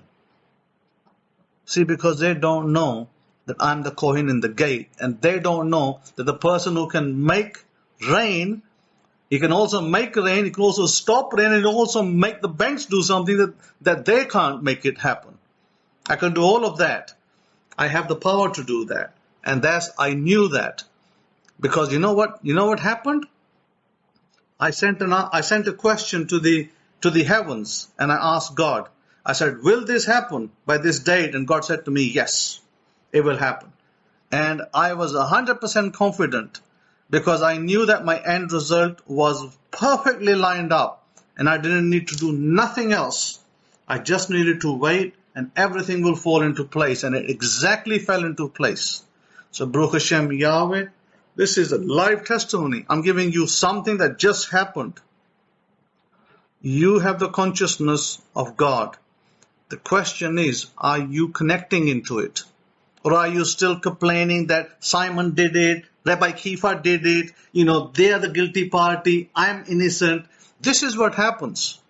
This is what happens in our society today. You go away, something happens to you, and you're going to blame me for it. Oh, it was Rabbi Simon, he told me to do that. Or Rabbi Kefa told me to do that. Yet, it's not Rabbi Simon or Rabbi Kefa, it's what you have decided for yourself. If you decide for yourself you're a failure, then you are right. If you decide for yourself that you are success, then you are still right. A lot of my students in the past that, were disgruntled because, what they did, they made stupid schoolboy errors. They did things they should have never done, and they did not take my advice. And then what they did later to protect themselves, they blamed me for it. And they put my name against it, saying, oh, well, he asked me to do it, but yet I did not ask them to do that. Whatever actions they took, maybe, behind their wife's back, they took a girlfriend, wanted to marry her. I didn't even know about it. And then they go around blaming me for it, that, because, Rabbi Simon said to me, it's okay. But I did not say to these individuals, it's okay. In fact, when these individuals came to me, I told them, do not do that. You will end up destroying your marriage if you do that. But did they listen? No, they didn't listen. And when their spouses found out, well, guess what? They had to find somebody to blame. They wanted to become the victim. Thou shalt not become the victim. They wanted to become the victim. And they said, well, I am a victim, and Rabbi Simon is the one who made me do it. And yet, Rabbi Simon didn't even know that what somebody else was doing out there. My point is this, that in life, my successful students today, they're all over the world. I have many successful students. They don't go around saying that I am the victim, and he made me do it. And I see countless people in America, especially America, not in England, especially America. I see many people in America who become the victims. And they'll say, oh, I'm black and the government is against me. I'm Mexican, the government's against me. I am Chinese, the government's against me. I've heard of all these things. I've seen them. And part of the problem is this, that they do not exercise their I am, their consciousness, their God consciousness, because God dwells in them as flesh. But do they even know it? They are clueless, and they continue to live in their paltry lives as human beings without realizing the powers they have, without realizing that what they can achieve. So they continue to suffer, they continue to be bitter against other people. Look, I know people out there without naming names. Those people hate the Democrats. They think that the Democrats are the most evil people in this world. And they think that the Republicans are the best of the crop. And they're the best people of the world. Well, guess what happened to a Republican yesterday? Mr. Giuliani, he was stripped of his ability to be a lawyer. He's a Republican technically, right? And he's been lying left, right, and center. You all know it. I know it. And look what happened to him. That's the kind of man he is. That's his occupation. His occupation is how to lie basically, and how to try to cheat the system. And so, Mr. Giuliani, not because he's a Republican, not because he hates Democrats, which he probably does, and he's going to blame the Democrats for it, of course, because that's what these people do. They never admit responsibility. The first thing of a successful person is they will take responsibility. They will say, I am responsible for my mistakes. They won't say, Mr. Trump is responsible or Mr. Joe Biden is responsible. But those people that turn around and say, Mr. Joe Biden is responsible, they are the people that do not take responsibility. Because they do not take responsibility, they are the ones that will remain unsuccessful in this life. So, for a second, let's talk about Mr. Giuliani. Mr. Giuliani, as a lawyer and as an ex-mayor, whether he goes to jail or whether he doesn't go to jail, or whether they strip him off or whether they don't strip him off, what difference does that make to me and you as a person? If I said, Rabbi Kefa, you and me as a two rabbis, does it make any difference, iota difference to us? Whether he stays in power or whether he goes out of power? The answer is no. It makes iota of difference to either of us. It doesn't affect us. So why should we be taking sides? Why should we be playing the victim or playing the prosecutor? See, I don't need to play the prosecutor and I don't need to play the victim. I, as a person, all successful leaders, by the way, this is in all successful leaders. All successful leaders will always take responsibility for their life. I guarantee you this. Look around yourself. All successful leaders, businessmen, they'll take responsibility of their life. They will take responsibility of their thoughts, of the expressions of this world. They will take responsibilities of the interpretations of their interactions with others. The way you see others is a mirror for your own current state of consciousness. If you have a problem with another person, don't think, oh, that person is the person with the problem. It's actually you who has the problem. So you need to deal with your inner self. If you think, let me give you an example, a simple example. And it doesn't matter who is in president today. It could be, it could be Mickey Mouse who's the president of the United States. If Mickey Mouse was the president of the United States and Mickey Mouse did something that you didn't like, well, you can blame Mickey Mouse all you like. But the problem is with you. The day you acknowledge that you have the problem and you have the fix as well, that's the day that your life will turn around. But if you continue to blame Mickey Mouse, then you will continue to be a loser every day and you will never get anywhere in your life. So the biggest challenge to you as a person is not that you blame Mickey Mouse for your problems or complain about the situation that has been created by the president.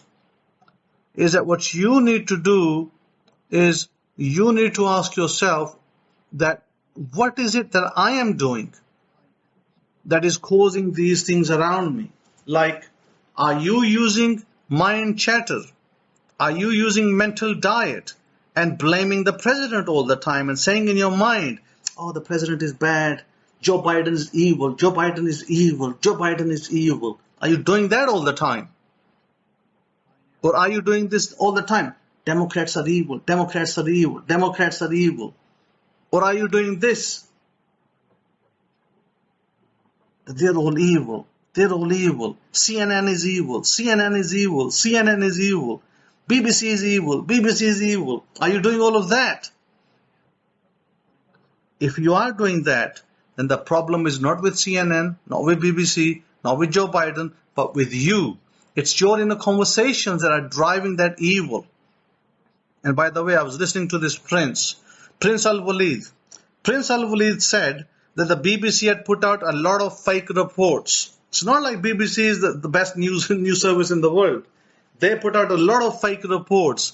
They said things like, when they made house arrest on these princes, MBS, Mohammed bin Salman, the Prince of Saudi Arabia, he arrested all these billionaires, put them under house arrest in a hotel, beautiful hotel. He said, come over to the hotel, stay here until we're doing some investigation against you. They all went. And then BBC was putting out a lot of fake news, like saying things like, oh, they were tortured. They brought special American torture teams. They were not being fed. They were not doing other things. All of that was fake news. The Prince Al-Walid said in his interview, he said, BBC was putting out news like that. He said, now I understand why Mr. Trump said fake news. He says, now I understand it because I heard fake news. He said, them saying that we were tortured, not true. Them saying we were not fed, not true. Them saying that we were ill-treated, not true. He said, everything that Western media said was total lies. So this should explain to you that majority of Western news, I don't care if it's Fox News, I don't care you give them a label of CNN, BBC, or some other, Associated Press, majority of these journalists, they make their money by embellishing news. In other words, they create lies. They may take a bit of truth and they add lies to it and they present it to you.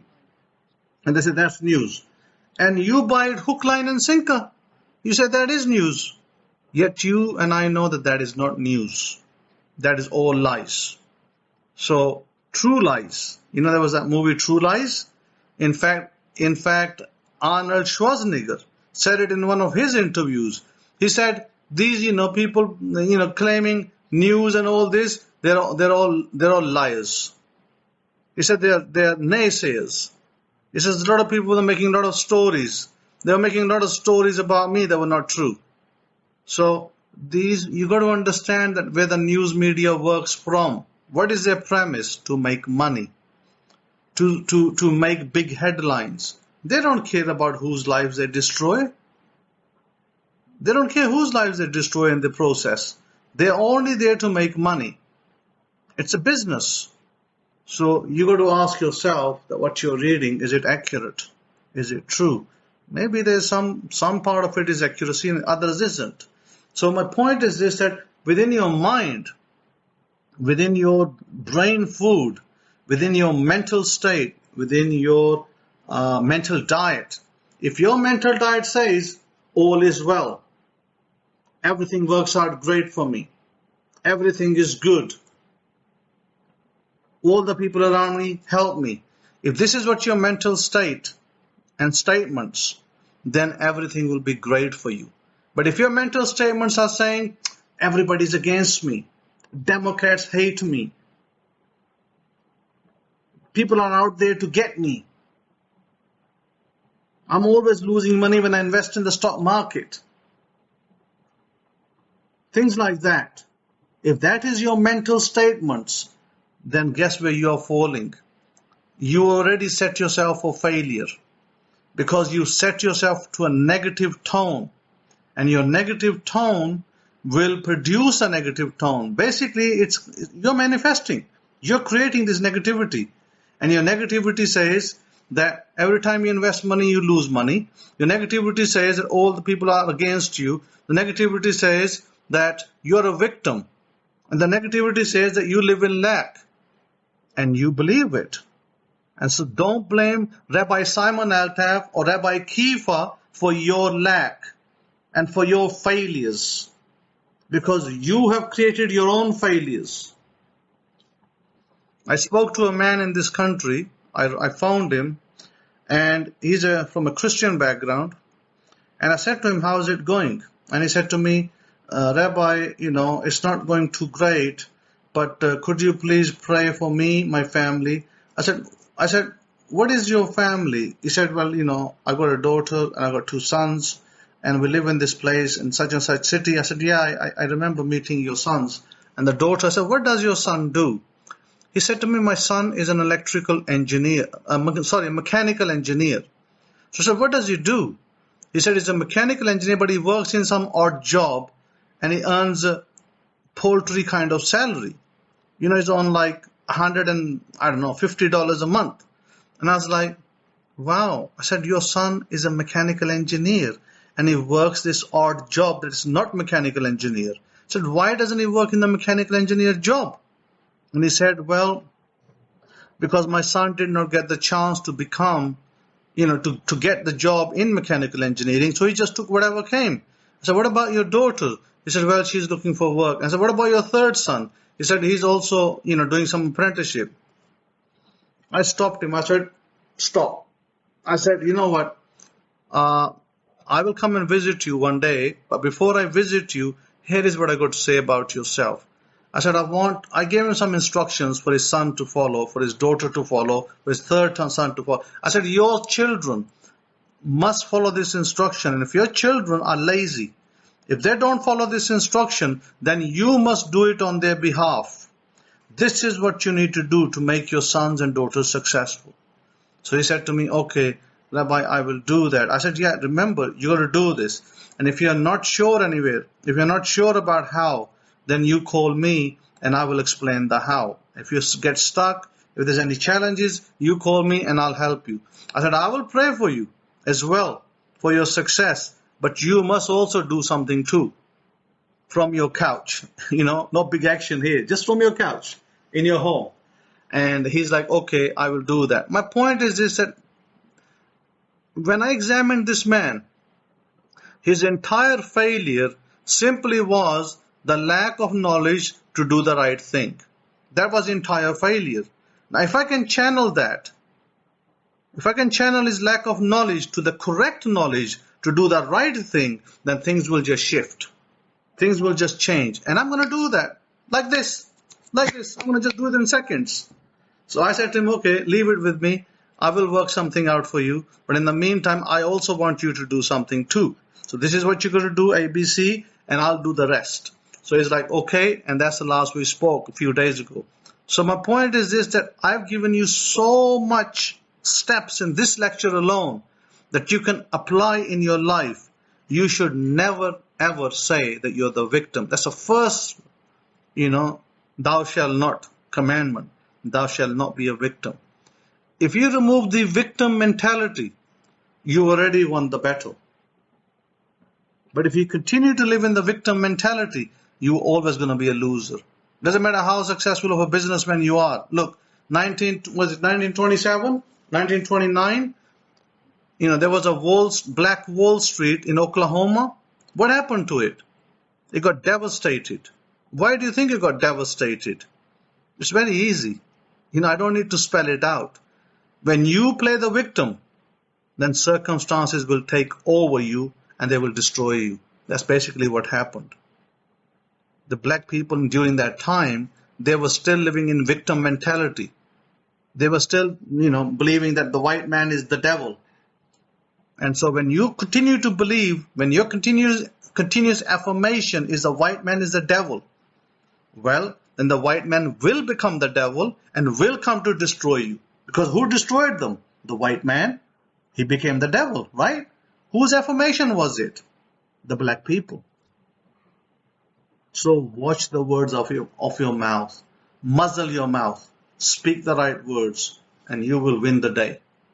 I leave you and I love you and have a great Shabbat and a great wonderful week. And Rabbi Kefa, if you're in the room, if you want a mic, if you want to speak, I'm going to leave the mic and you can have a word. Otherwise, we'll close the room. Todah Rabbi.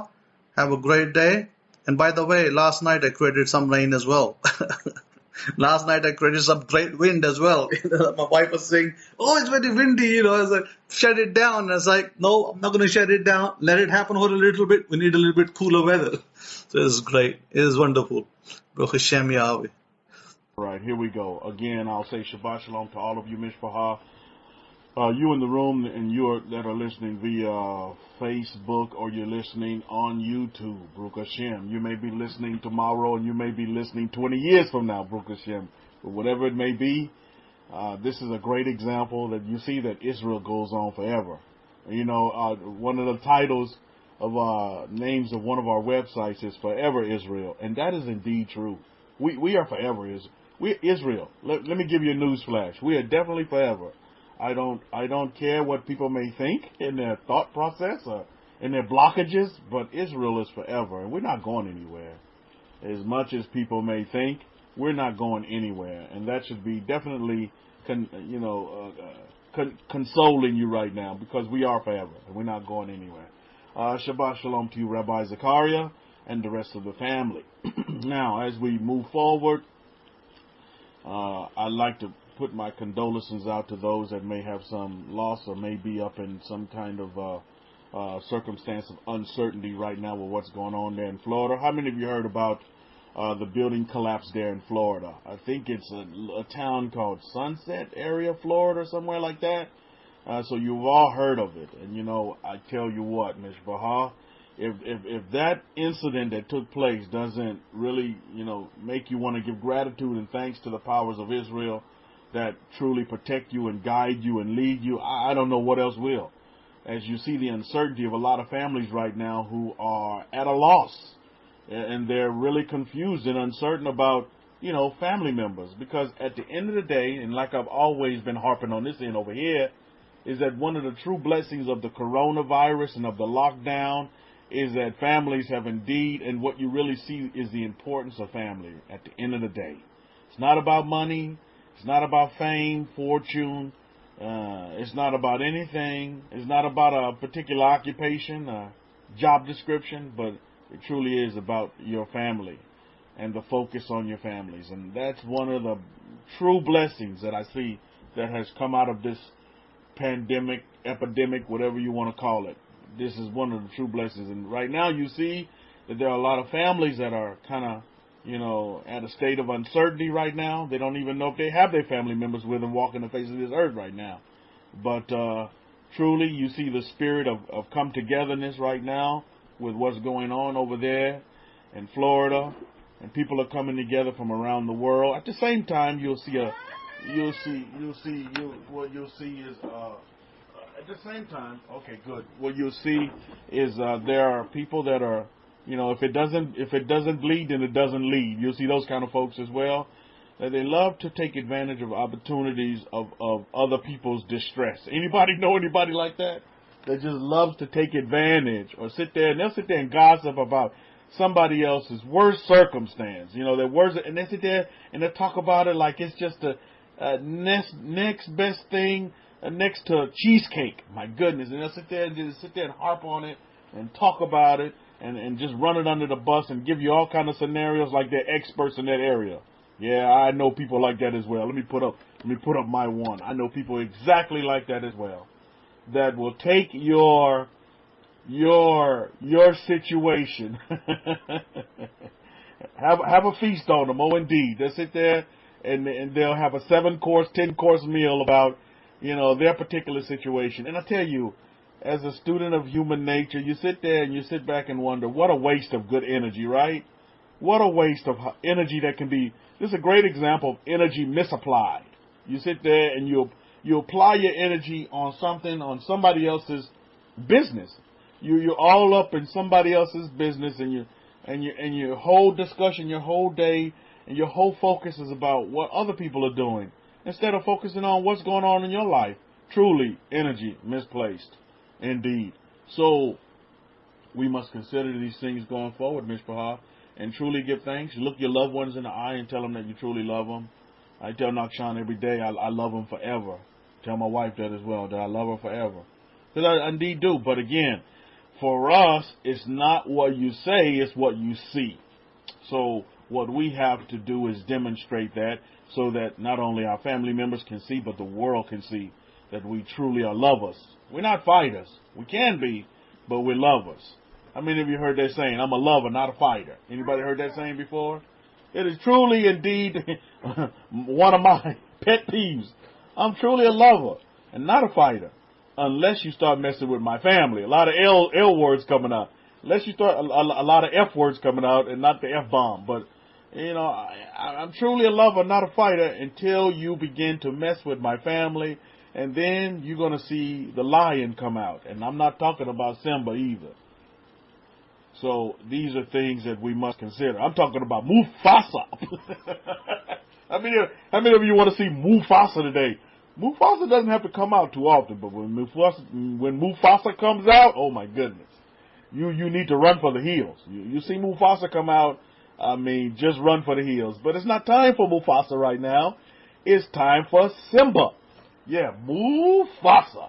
You don't want to see Mufasa come out. So this is where we are. We're truly lovers, Mishpahah. And we love not only our family members, but that's where love needs to start, is with your family. Actually, it needs to start with yourself first. You must begin to love yourself first, then you can love your family. And then that love permeates outside of your home to everything that's around you, to your world, to your universe. And that's the beauty of it. And when we can catch hold and grab hold of that, because you must understand something, as we look at this Parsha BalaK, I mean, you must understand something. One of the greatest lessons that we can learn from BalaK is that, you know, just like there's this one song that says, haters gonna hate. That's what you get. I think about that song when I look at this Parsha BalaK and I say, that's right, haters are indeed gonna hate. Haters are gonna hate on you regardless. But again, you stay overflowing like the noon, our ancient symbol, the noon. One of our symbols is the noon, and the noon is that cup that's overflowing. For the ancient hieroglyph symbol for noon is that overflowing cup. So you keep yourself overflowing with those positive characteristics and positive attributes, and one of those is love. Love, peace, joy, and happiness. Those four right there, Mishpahah, are the pillars. Are truly the pillars and the building blocks, where you can build your house, and there's no weapon, as said in that, what they call the renewed contract of the New Testament, and no weapon formed against you is going to prosper when you build your house on those pillars. And that's the baseline pillars for all of humanity. It has nothing to do with religion. Has nothing, you know, cockamamie religion cannot touch those four pillars right there. And when you look at humanity, and you'll meet some of the nicest people in the world, and I guarantee you, if you sit back and you study them, you'll realize that their four pillars are peace, love, happiness, and joy. And that's what it's all about. You know, I listen to a lot of, you know, successful people, a lot of billionaires and millionaires and what they say, and a lot of them say it's the same formula for the most part, and what they say is, you know, I just want to do what's going to make me happy and the people around me happy. I was like, wow, that's great. That's a great way to be. Because when you look at the energy of anything, do you think energy will flow to something that's has negative traits or negative attributes to it? Will energy freely flow that way? Or like I said earlier, will there be blockages in the way to where, you know, energy cannot get past the blockages or the barriers because, it just doesn't coexist in the same realm. You know what I mean? So when you're happy and you at peace and you're full of joy and love, do you think not that house is going to come that you want? Do you think not that car is going to come that you desire? Do you think not that man or woman is going to come that you desire? I submit to you, they're going to come. Do you think not that, you know, that pile of energy called money is not going to come to you when you have those particular attributes, you know, established and just rooted, booted and rooted and grounded? My goodness. You're unstoppable, Israel, but you must realize that. And just like in this parsha, you know, the God of Israel reminded BalaK that, you know what? How are you going to curse Israel? Israel cannot be cursed, Baruch Hashem. I tell you what, gives you goosebumps, right? Israel cannot be cursed. There's nothing that can hold you down but yourself. Now, you can hold yourself down, but there's no other person around you. Oh, but you don't understand, Rabbi Kefa. You don't know these people. Or them people can't touch you. And this is one of the greatest lessons that you'll see in this parsha of BalaK, is is that they can't touch you. Reminds you of that MC Hammer song. How many of you still got your parachute pants? You know, you can't touch this. You know, you cannot be touched, Mishpachah. Oliver giving a laugh out loud. He probably got a whole set in his closet over there in France, Vive la France. He can't be touched. He can't touch you. Put on your parachute pants and tell him, look, you can't touch me. No. Because you cannot be touched. There's nothing that can faze you. Now, again, you can touch yourself, though. You can touch yourself. You can have an effect and an affect on yourself. This is why we must retrain the brain, retrain the mind, and put it in consciousness state. So that in that state, regardless of how you see how you see things now, because that's not important what you see. And this is one of the downfalls that we see in this parsha. And I'll read it because that's how the parsha starts out in our Abrahamic-Faith Bible or in our Hidden Truth We Break scrolls. See, that was the problem there in BalaK in Numbers chapter what? Chapter 22. Look, and BalaK the son of Zippor saw look what he said. Look what it says. Look at what the Torah tells of Zippor saw all that Israel had done to the Amoree, Baruch Hashem. Remember we said earlier, not what you say is what you see. You see, what do they see in you? It's not so much what you say. Oh, yeah, I love all people. And the minute you finish saying that with that crowd, you go to the next crowd and you running somebody under the bus and you're talking about how much you hate your boss. Well, what is that? That's hypocritical person in my terminology. But, you know, BalaK had saw all that Israel had done to the Amoree, and yeah, the Amoree got a smackdown. And Moab was terrified of the people because they were many, and Moab was distressed because of the children of Israel. Numbers, again, is what you see. People are terrified or people are drawn to numbers. Either you're going to be terrified of numbers or you're going to be drawn to them. Okay, Hakohen, you here, you want to get on what you're teaching because you can. Just let me know what you want to do. Shalom to you over there, Hakohen, in the east. So that's important for us to understand, is that whatever you see is what you're going to manifest. If you see numbers and you're afraid of numbers, then you're going to fear numbers. If you see numbers and you understand, man, I don't care how big you are, you're still not going to faze me. Because why? I cannot be cursed. I'm Israel. I'm blessed. You can't curse what's blessed. Baruch Hashem. Hakohen did many teachings on this already. But truly, you say it, but do you really see it? I mean, is it real to you to where you see it as real? Just like your affirmations, just like what your desires. Do you see them as real? But I tell you what, if you keep doing your repetitions, those things will become real to you. Because your mind will say, oh, you're just saying it. Oh, you're just saying it. You're saying it, you're saying it, and you're saying it. But if you repetitively, continue on whatever process that you follow and whatever process that you're comfortable with, and you repeat these things weekly, my goodness, they can't help but become you and become a part of you, to where they become so much a part of you that it is real. And that you do live in that mansion, and that you do have that husband and that wife that you desire, and that you do have the offspring that you desire, and that you do have that car that you've always wanted, and that house on the hill, and the money in the bank, and those businesses that you want to start up to really be of service to humanity. Baruch Hashem, it'll become real to you. But you got to keep it going, and it's got to be repetitive, and to where it does become real, and you do see it, and you're not just saying it, but you do see it. You see it, and nobody can take that away from you. And nobody can tell you, oh, well, yeah, it's nice to say, but, you're saying that you want that BMW, but you're still driving a hoopty right now. Why? It's because and you can take it and flip it on them. It's because you don't see it. And they look at you like, what the hell is wrong with this dude? He's driving a hoopty, but he keeps telling me there's a BMW on the way. Because they don't see it. You're on a total different plane, a total different dimension, a total different realm than these folks. Because they cannot see it. As much as you saying it, they can't see it, but you can. That's the difference. You see? That's the difference. Now, I watched a couple of these And I don't know how and I'm pretty sure you're up with the current events. Did you hear what's going on in your backyard in Florida where they had that building collapse, that condominium kind of collapse, portions of it?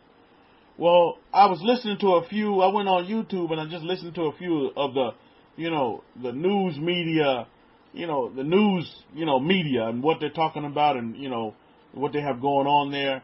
Anybody listen to any of the broadcasts that were going on about the collapse there in Florida? Anybody caught any of that? Okay, Shabbat Shalom to you. Now, the reason why I say that is this. If you did hear, can you let me know? Because I'd like to get your opinion on what you heard. Is because of this. One of the key phrases that I heard in these broadcasts that they're putting out about what went on is this. Is they're saying that I hear this word hope a lot. How many of you, we got to keep hope up. Well, we got to keep hope up. You got to keep hope up. And I heard one of the family members that has a grandmother and a mother that he's waiting to hear from. And he was like, look, I had hope up until I saw the building. And when I saw how the building looked, that's when I lost all hope. I mean, this is a realistic man right here. He said, I lost hope.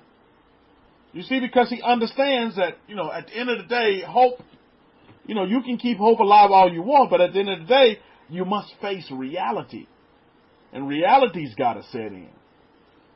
And I'm hearing a lot of these people talk about, it's a rescue mission, but now I firmly believe that we need to get into recovery mode to where we just need to recover the bodies and let's keep it moving, find out what happened, and let's not have this incident happen again. You see, this is what happens when you begin to live in hope, because what I'm seeing here is that, people put so much weight on hope, and then when hope crashes them, it makes the situation, it amplifies the situation even worse for them. Well, I was hoping that everything would come through, just like, hope is there for me to hope, and I need to keep hoping. And then it just even crushes them even worse.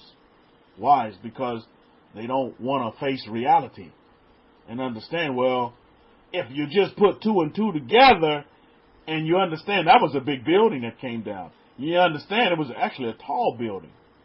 And you understand that, if my relative lived on this side of the building where the building actually collapsed, then the chances are that they're already on the other side in another life, Baruch Hashem. And so now we have to make plans and make the necessary arrangements. I'm not going to sit here and harbor on hope. If a miracle happens, then so be it. But if not, I need to prepare for not being able to see my loved ones anymore. So I can begin to go through the processes of burial and go through the processes of finding a will and getting all the necessaries together. You see? That's what it means. And I tell you, doesn't it make you want to embrace your loved ones even more?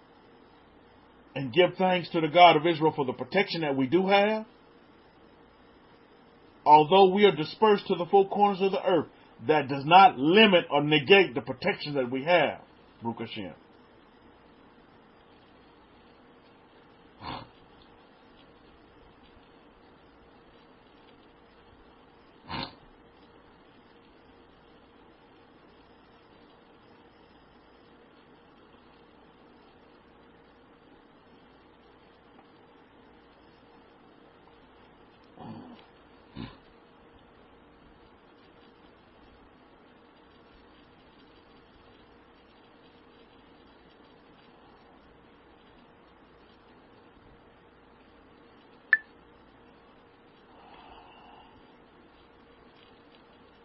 Sorry about that. So that does not negate, although we are dispersed and scattered to the four corners of this earth, that does not negate the protections that we do have under the contracts or the covenants of the God of Israel. Baruch Hashem. Y'all still with me? Can I get a one for, Power Talk did his normal cutout mode thing. Okay, Tadah for that. So it's very, very important that we do understand these things, Mishpahar, and understand what's really important in this life. And let's be real with ourselves, is that there's no singular thing more important. I guarantee you, those people in Florida right now are not concerned about their 401k. They're not concerned about a debt or a bill collector coming to knock on their door. They're concerned about their families. And when any event occurs world over, not just in Florida, but world over, people will want to rally around their families. And at the end of the day, great lesson, this is what it's all about. It's all about our families and the security of our families. And the protection that we do have under the umbrella of the Torah of Moshe and the covenants that the God of Israel has with the children of Israel, Baruch Hashem. And that truly is beautiful. So as I sit back and watch, what's going to unfold, and I mean, this is not a one-off, Mishpah. These type of incidences are happening all over the world. Now, do they get the eyes on it like what's going on in Florida? Probably not. But I guarantee you these things are happening all over the world all the time. Give thanks and give gratitude for what you see and for what you say. Because now you have the ability and you understand that you have the strength within you to see what you say and say what you see. Isn't that beautiful? This is why we do our affirmations, our visualizations, our scripting. This is what it's all about. Because we can see what we say, and we can say what we see. That's real. Baruch Hashem, that's reality. Although other people may not see it, and may not be able to say it, and although other people around you may be just like the Balaam crew, or the Bilam crew, and just hate on you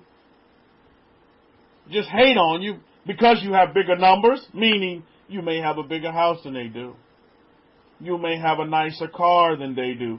You may have a beautiful wife that they desire and they don't have it. Or a handsome husband and they desire that and they envy you because of that. You're going to run into all these kind of situations, Mishpah. Why? It's because we're human beings and we're dealing with human nature. And contrary to popular belief, as hard as you may try, not everybody's going to love you. Not everybody's going to have an affection towards you. And so be it. But do you know what I want you to remember, Mishpah? Right out of our books. Do you know what I want you to remember? I want you to remember Numbers chapter 22. Keep this with you at all times. Numbers chapter 22, verses 12. And Elohim said to Bilam, you shall not go out with them. You shall not curse the people, for they are blessed. Who is the people? The children of Israel. You cannot curse something. Again, I'll say it again. Right out of one of our Kohen's previous lectures. You cannot curse something that's blessed.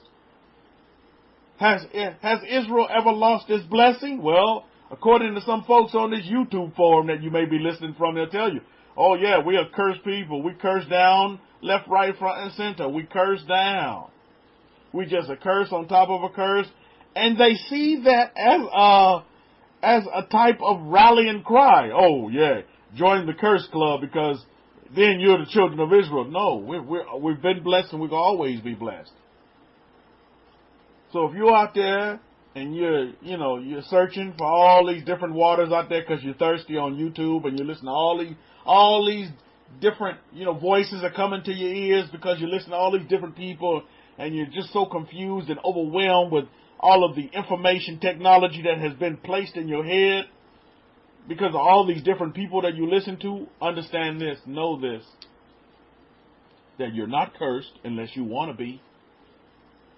The only way you're going to be cursed is unless you want to be.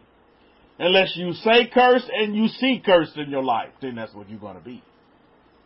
But that's on you. You can't blame that on anybody else. You can't even blame that on some of these messages that are coming out of YouTube from these different messengers.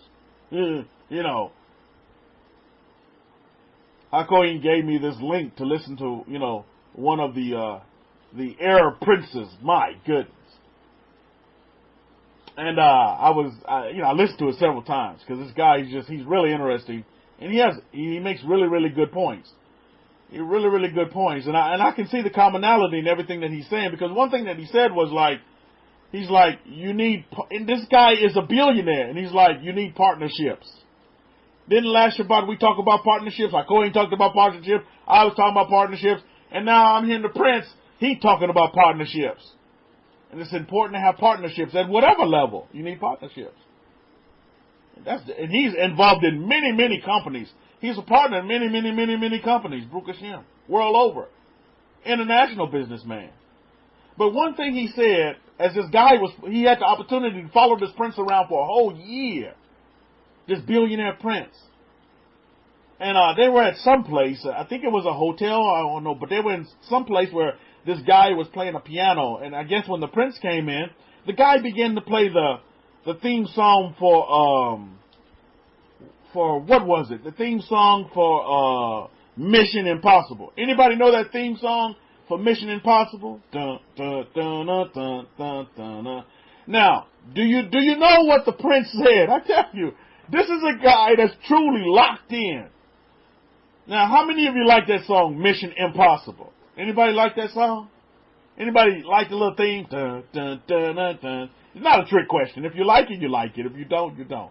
But, again, now, listen to what the prince went up to the pianist and said. He's like, listen, this is going to knock your socks off if you're wearing some.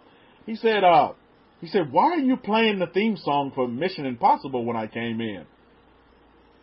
And then the prince goes on to say, because there's nothing that's impossible. Baruch Hashem. Do you get it? Even in the title of that awesome movie, even in the title of that movie, Mission Impossible. What is that telling you?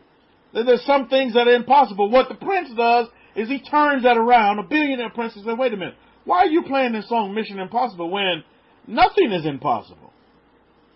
What? Do you see? Wow. See the mentality in that man? There's nothing that's impossible. Just like we just read the verse at Numbers chapter 22, verse 12 from the Abrahamic-Faith Bible. You shall not curse the people, for they are blessed. Reminds me of what the prince said. There's nothing that's impossible, Mishpah. For your life, there's nothing that's impossible. You might be saying, and there's a lot of folks running around saying, oh, Mission Impossible, Mission Impossible. I'll never get that new car. I'll never get that mate for myself, significant other. I'll never get that job that I've always desired. I'll never get the money in the bank. My account is going to always be negative. Why? It's because you have Mission Impossible thought process. Oh, that's impossible. There's no way. You're driving a hoopty right now. How are you going to say you're going to be in a... Why are you saying it? Why do you see yourself in a Benz? Why do you see yourself married and with children when you're just busted and disgusted right now? Mission Impossible thinking. And just like the prince, the billionaire prince said to the pianist, there's nothing that's impossible. And then the guy that's following him, that's tagging along with the prince for a year, said, and do you know, I never heard that pianist play that song again in front of the prince. I was like, wow. And that's indeed true. You don't need the negative energy of Mission Impossible around you. Why? Because with you and I, Mishpah, and you on Facebook, and you on YouTube, there's nothing that's impossible. Say it and see it. There's nothing that's impossible. Whatever you desire for yourself, you can have it. If you desire it. And if you don't desire it, you won't have it. Why? It's because you don't desire it. You don't desire it. Now, out of all the things in the world, a billionaire prince, could be thinking about, that song, he had to go correct that. Why? Because he needs his environment around him, an environment of success, of happiness, of peace, of love, and of joy. Not of, oh, that's impossible. There's nothing that's impossible. Use that as fuel, Mishpah, for yourselves. There's nothing for you that's impossible. I don't care what you may be having come against you. And believe you me, how many of you in this room have literally been cursed by somebody else? They'll sit there and tell you, I'm going to put a curse on you. Anybody ever had that happen to them? Put up a capital C. If you actually had someone come to you and say, I'm going to put a curse on you. I'm going to go to so-and-so, Madam Cleo, whoever, and I'm going to put a curse on you. Believe me, I was with Hakohen in Africa, and we had to, in Kenya, and they told us that they were going to put a curse on us. And me and Hakohen just laughed. We didn't have at it. You know how many times, people have said they're going to put a curse on me? I don't give a flying flute. Go and do whatever you need to do. Your curse is not going to work. Not over here. Because I'm blessed, man. You can't tell me that I'm not. Because I know that I am. Yael 110 said, they told me they were going to God and put a curse on me. Oh, okay, you need to ask him, which God you going to? Because I guarantee you, my God, the Most High, is above your God, who is lower. So let's see how that works out. And again, Yael Woman is living proof right now that there is definitely not a curse been put on her. Baruch Hashem. Shane Yah saying absolutely nothingness to us. Indeed, Shane Yah, absolutely nothing. Nothingness. Because there's nothing that's impossible for us. And we cannot be stopped, Mishpachah. You cannot be stopped. You have a greater power that's backing you. Some folks like to be backed by the bank. Some folks like to be backed by their husband. Some folks like to be backed by their wife. But you are backed by the Most High. You are backed by the kingdom of the Most High. And there's nothing that's going to stop you. I still see Moses going in there, as everybody is paying homage to Pharaoh. He's going in there and he stands before Pharaoh and they say, well, who you representing? I tell you, I see that picture vividly in my mind. And Moses said, I represent the kingdom of the Most High. Baruch Hashem. That's who you have backing you, Mishpachah. Whether you see it, whether you can see it or you can say it, it doesn't matter. That's just reality 101.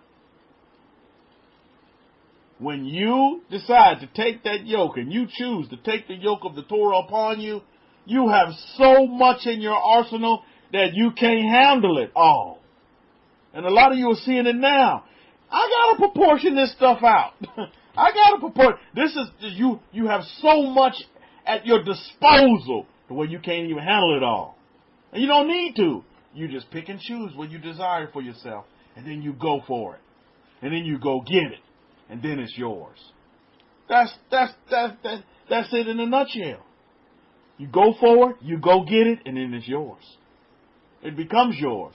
Or you say it this way, Hadassah Grace. It's yours, you go for it, and you get it. I mean, how you want to piece it together? However you choose to piece it together, but that's just what it is. Baruch Hashem. While the world may be crumbling around you, so be it. You're going to live in peace, love, joy, and happiness. Because your world is totally different. You on a different plane. You in a different dimension than the rest of these folks that are around you. And I don't mean that to be braggadocious. I say that in all humility. Because that way you can assist others. Yeshua ben Yosef, the master, Jesus of Nazareth said, you know what? Rabbi Yeshua. He said, no, when you take your lamp, you don't take your lamp and hide it. You put it on top of the rooftop, I'm paraphrasing, so that everybody can see it. Everybody can see what you're saying. Whether they believe on you or not, whether they follow light, that's on them, whatever. Because just like you see with this event in Florida, you're going to have those that are trickling along because they truly desire that they want what you have, or you're going to have those that want to follow along and just heckle you and want to see you not succeed. Mission impossible types. You know what I mean? And those are the two crowds that you're going to have in your life. Those that desire and want what you have and want to see you succeed, and then those that want to spooge off of you, want to leech off of you, and want to see you fail. And they can't wait. Who you see? You say you're the children of Israel, but look what happened to you. All these experiences in my life I use as fuel to help me propel me to meet my desire that I desire for myself. every situation. Because why? I look at the good in every single situation. In every single situation in our lives, Mishpah, there is good in it. But sometimes you got to dig a little deep to find the good. But it's there. But sometimes you just got to dig deep to find it. While other people are running in fear because of your numbers or hating on you because of your numbers. Could be your economic numbers. It could be, the number of your wife or your husband. Because, my wife is a 10X. She's a 10 plus. She's a 10Xer. Because we people that multiply. And we learn this from this. And, when you're people that multiply, some people fear that. They feared multiplication because they like to add and subtract. So they fear that. You see? See, that was Moab's situation. Moab was terrified of the people in verse 3 of Numbers chapter 22 because they were many. Some people don't like that. People going to come against you because you many. Yeah, my wife is a 10, and a lot of people don't like that. She a 10X. She a 10X. My son, he's a 10X. They don't like that. They hate on that. We were in the store the other day, and I tell you, this woman just kept looking at my son. Kept looking at Nakshan like he's... she had this old haggish look about it. I'm like, what's wrong with you, lady? She kept looking at her son, and she looked at me and my wife. And she looked at my son, she looked at Nakshan, and she looked at me and my wife. I'm like, whoa, what's wrong with you? I mean, not just a glance, Miss Bahar. I mean, this lady was all up in Nakshan's Kool-Aid and didn't even know the flavor. You know what I mean? Just all up in Nakshan's. I'm like, man, what's wrong with you, lady? Just staring. I'm like, man. But as a student of human nature, I sensed her energy. I sensed where she was at. But I didn't even give her the opportunity. Sometimes silence is golden, man. I didn't even give her the opportunity. She's hating on our relationship or trying to. You think they're gonna you think I'm gonna let that affect me? It's definitely not gonna affect my son. It's definitely not gonna affect my wife. Because I'm not giving her the time of day. She looking at Nakshan like he's a prodigy, which he is. He is a prodigy, man. There's not another Nakshan like him in the whole of the world. And there'll never be. Right, Shane, y'all? But that's what you get that. And I'm like, lady, lady, thank you for that fuel. And I'm giving thanks for the birth of Nakshan. And I go over there and I give him a big kiss and I rub my hands through his little curly hair and I'm like, Baruch Hashem. And she there just looking. I'm telling you, like if looks could kill, I mean, my goodness. She'd have been dead a long time ago. Because just like I think it was Yael 1:10 said earlier, those curses came back and reversed upon her. Just like those curses came back and reversed it on that pastor. Right, Yael 1:10? That's just what happens. You begin to curse Israel, you better watch out because they're coming right back on you. You can't curse what's blessed, Mishpahah. I'm like, lady, what's your problem, man? Like, if you want a child that bad, then go have one. Go find you somebody and have a child. This one's mine, and I'm not giving him up forever. You know what I mean? Nakshan is mine, and I'm not giving him up forever. Baruch Hashem. But you get that. You get that with some people. You get that. You get that. So you just keep it. You keep it moving, Mishpahah. Y'all want to say, oh yeah, I just laughed when he said it. Do you know who I am? Yeah, little do they know, huh? But they're going to find out who we are. And who I am is, Baruch Hashem. Real soon. You don't mess with Israel. Now,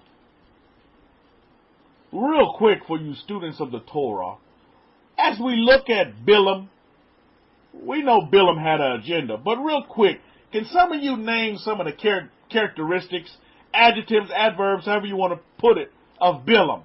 Can you give me some characteristics of Bilam as students of human nature as well? As you see Bilam, played out, and can you give me some characteristics of Bilam? If you have your Abrahamic-Faith Bible, your Hidden Truth We Break Scrolls, I'm telling you, the commentary in there blow you away and really help you and assist you in this area as well. To see what kind of type of people that you're going to have to deal with. Tada for that. Yael Woman of 10 says greedy. Atara says jealousy. Eddie says arrogant. Jealousy. Indeed. And students of human nature, as all of you are, all of you, I'm pretty sure, in this room have dealt with jealousy in one way, shape, form, or fashion. Jealousy is going to always raise her head. She's going to always raise her head or his head, because I don't know if jealousy is masculine or feminine. But jealousy has been with us from the very beginnings of time and will continue to be with us. We, as the people of the books, just have to learn how to deal with jealousy. Put jealousy in its place. Baruch Hashem. You see, the qualities of a Bilam. Disobedient, oh indeed. And I know so many folks that just cannot take instruction well. I see them all around me all the time. You give them instruction and they'll do something totally different, or they just won't listen and they learn the lesson the hard way. Hard lessons for some folks, because they just don't want to follow the instruction as have been tried, tested, and proven.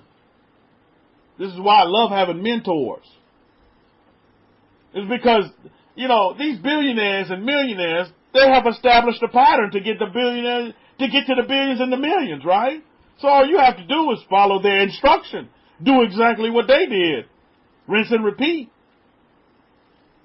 The money of energy, the energy of money, the money of energy, the energy of money is not a respecter of any person. But you have to have a relationship with it.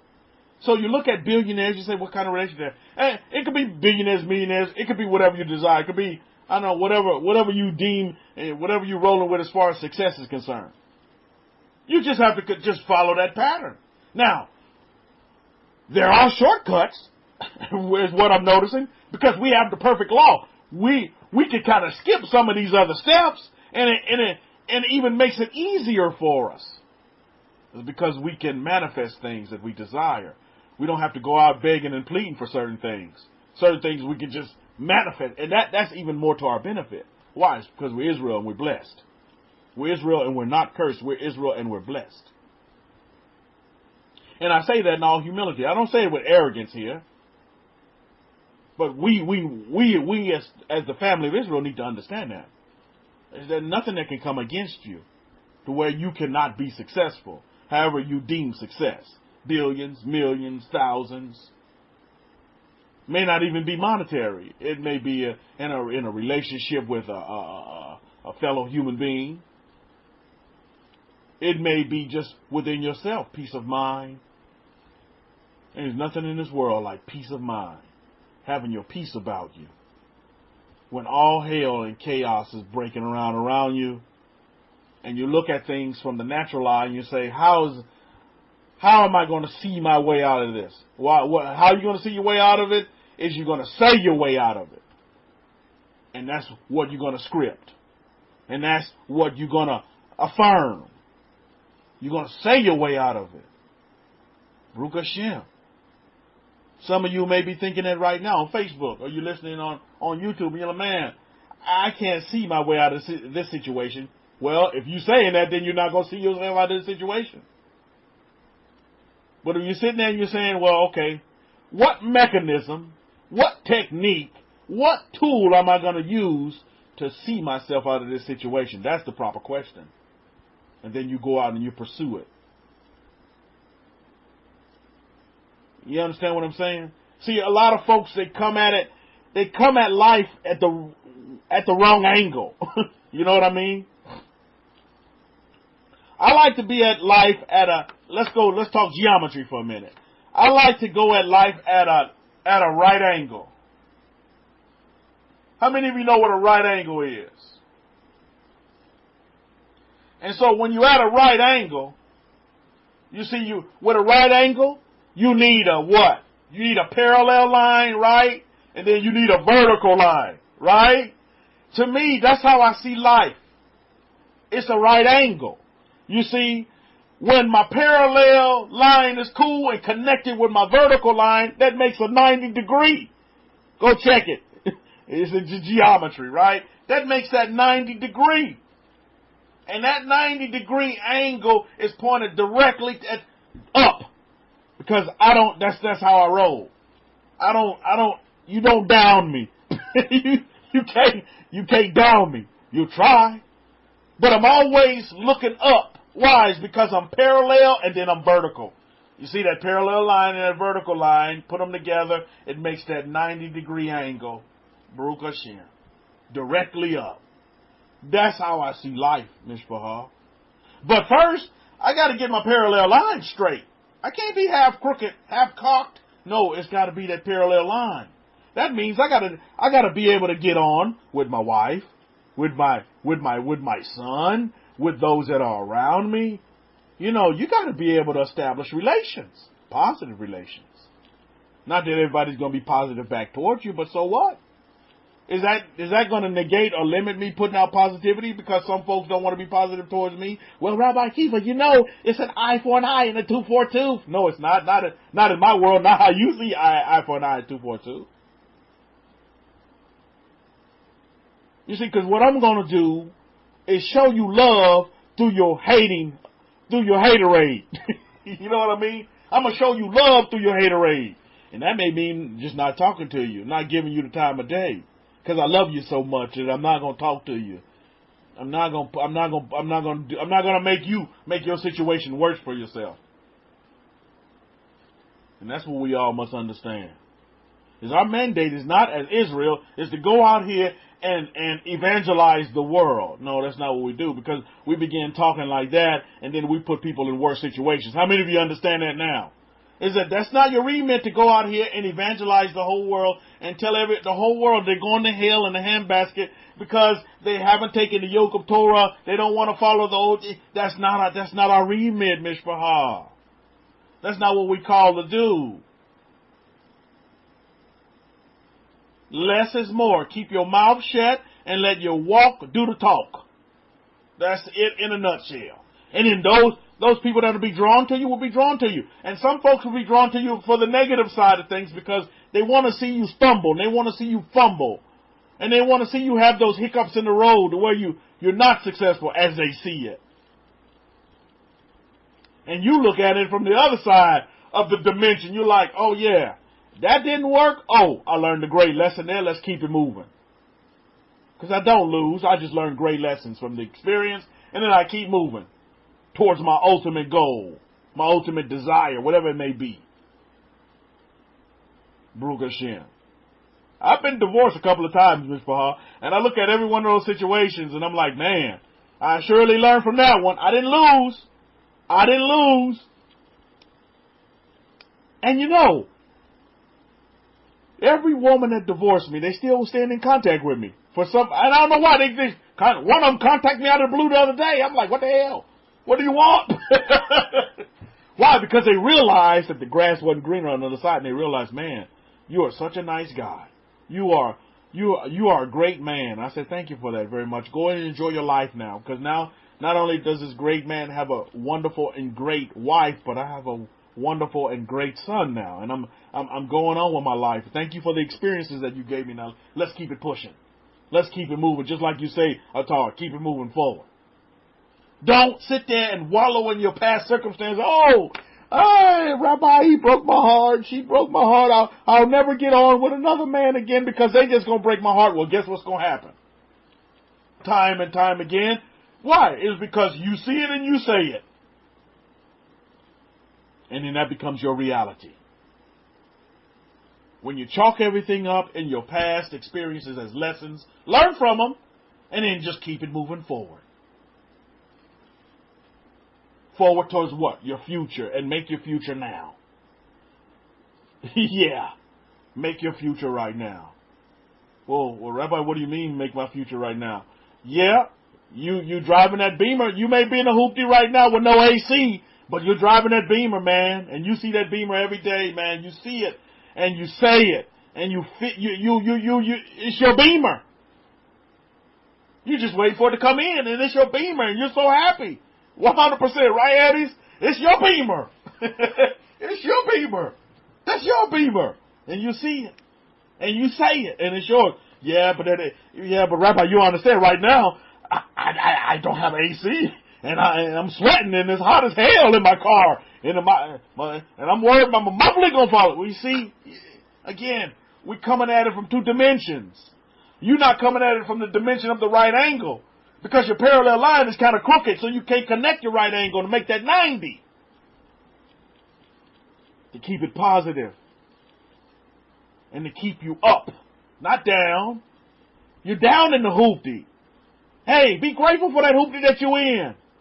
And say, man, this hoopty, you have been so reliable to me. You've been so helpful. How many of you talk to your hoopties like that, man? You've been so helpful and so reliable to me. I'm always take good care of you. That's how you need to do to get to the next level. But you talking down the hoopty, how do you think the hoopty feels? Oh, man. Your hoopty's like Eeyore. Oh, well, I'm not going to work today. I'm not even going to start today. I think I'll make my alternator go out. And then guess what you're going to get? So do you see? You create all of this. You manifest all this stuff by what you see and say. Other folks may not understand you, but who cares?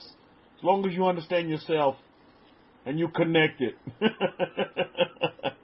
Divorce says hoopty high. That's right.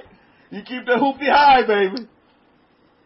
Don't ever neglect the hoopty. And you know what? Always appreciate what you have. And that's going to help you propel you to what's coming. You understand what I'm saying?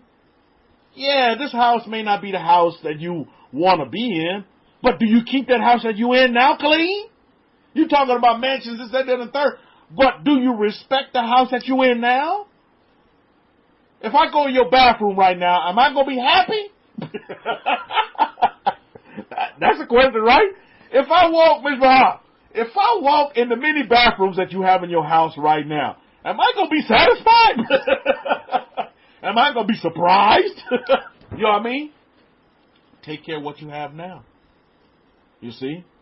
Take care of what you have.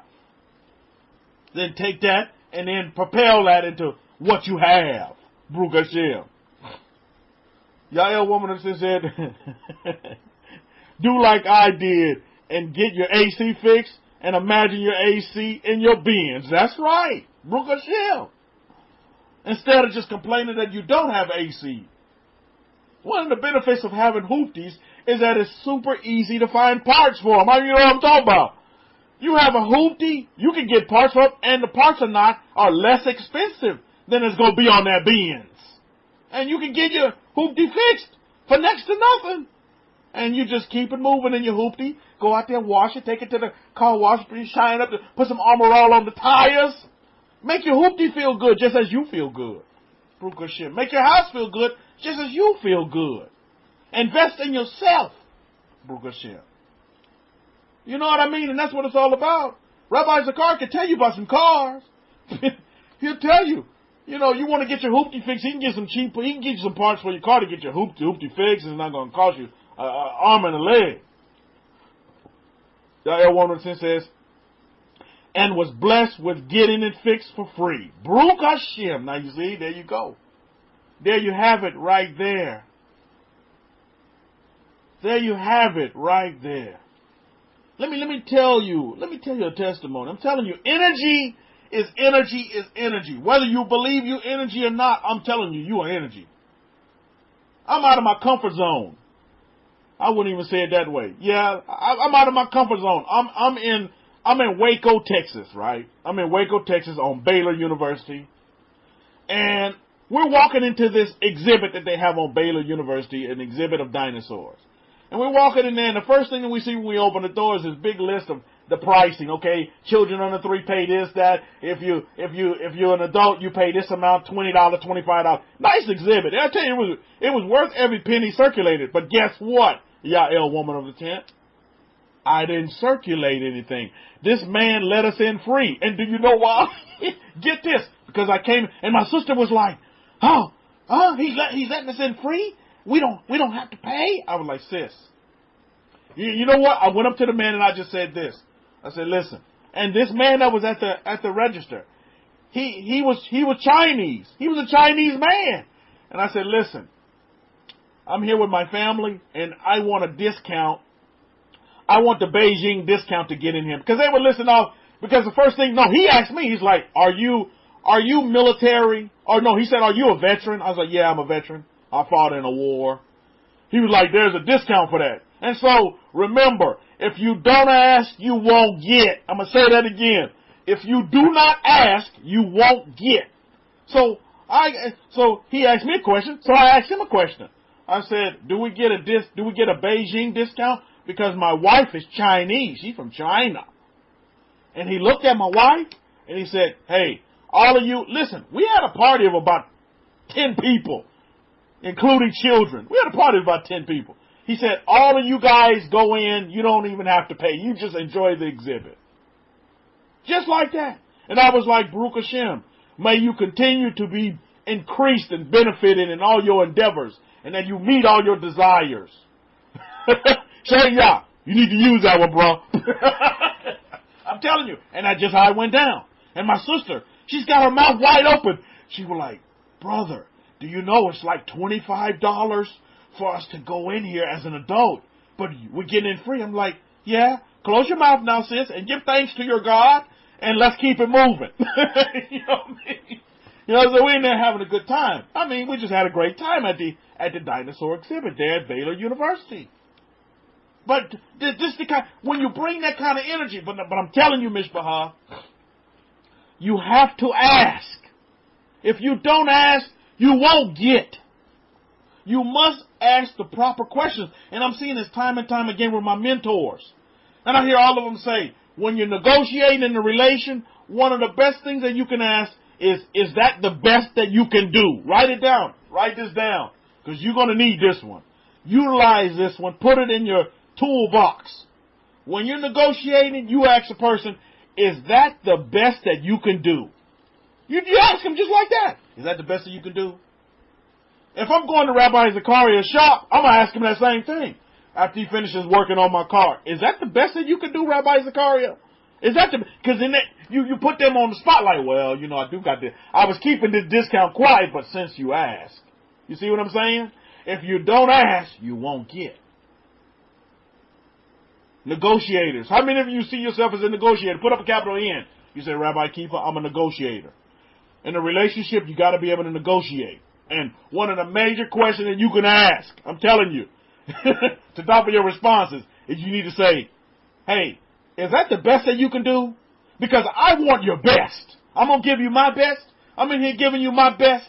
And I want you to give me, oh man, you put him on the spot like that. And like, woo-wee. I can't help but to help this man out and give him a great discount. And it's not so much about the discount, but it's about the negotiation. I want the best. I want the best. But listen, when I say I want the best, does it mean that I have to pay the most? Think about that for a minute. If I say I want the best, does that mean I have to pay the most? And Rabbi Simon, I heard that from our billionaire Prince. He said, he was talking about the yacht. He just got this 3-story freaking yacht. It's freaking 3 stories high. And he's like, the guy asked him, hey, how much you pay for this yacht? He said, I got a deal on the yacht. He said, the yacht is only $12 million. He talking $12 million like it's pennies in your pocket. He's like, yeah, you're right. Yeah, well, he negotiated planes too. You got to be able to negotiate. He's like, yeah. He said, I got it at a steal. It was like $12 million, but you know, with the insurance and everything, it's worth like $120 million or something. He said, I got a steal on it. He said, I got a deal on it. Why? It's because he negotiates. And even the man was like, but sir, you have all this money and you still negotiate? He's like, yeah. That's the part of it. He said, you can buy 50 of these jets, but yet you still sit there and haggle and negotiate. Think that's the mentality we need to have. That's the mentality I went into the museum with. I mean, the guy hit me with a blessing. He said, okay, yeah, if you're a veteran, we have veterans discounts. I said, well, listen, my wife is Chinese. Do we get a Beijing discount? And he started laughing like no man's business. I brought laughter to this man. I brought laughter. Remember joy? We talked about joy, the pillars of a human being. And I mean, this man laughed for a good minute, Shanya. I thought this man was going to pee in his pants. He was laughing so hard. Little student, he's doing a little work on the side. He may be a grad student or something. And so my wife goes back and have a conversation with him. And he was like, listen. She's like, well, when are you going back to China? He's like, I'm never going back. He said, I came over here on a student visa, and I'm never leaving America. He said, I'm never going back to China. I was like, Baruch Hashem, good for you. Good for you. Now, he's in the land flowing with milk and honey, and he knows it. And this man is going to go from strength to strength because he got the blessing of a Israelite. Baruch Hashem. He's going to go from strength. And anything he touches, it's going to be success. Anything he touches is going to multiply. It's not going to add and subtract. It's going to multiply. And so this man, he's almost peeing in his pants over here. He's laughing so hard. And then after he finishes with his laugh, I'll tell you, he must have laughed for a good 5 minutes. He said, Beijing discount. I never heard of that discount before, but you guys go in for free. He said, man, don't even worry about it. You guys just go in, enjoy the exhibit. I'm telling you, with my crew, my posse that we went with, we'd probably have to circulate about $200 to get everybody in the door. But you see what it is right there? That's what I'm talking about. That's what I'm talking about, Mishpachah. We bring it. We delight. We bring it. We bring joy. We bring peace, love, and happiness to everybody that's around us. And my sister, I had to close her mouth up. I said, sis, you're about to catch some flies. Close your mouth. She's like, wow. Yet through the whole of her house, she has blessing. I'm blessed at her new house. She has all of these signs that she got from, I guess, like Ross and all that. They have all that, oh, I'm blessed.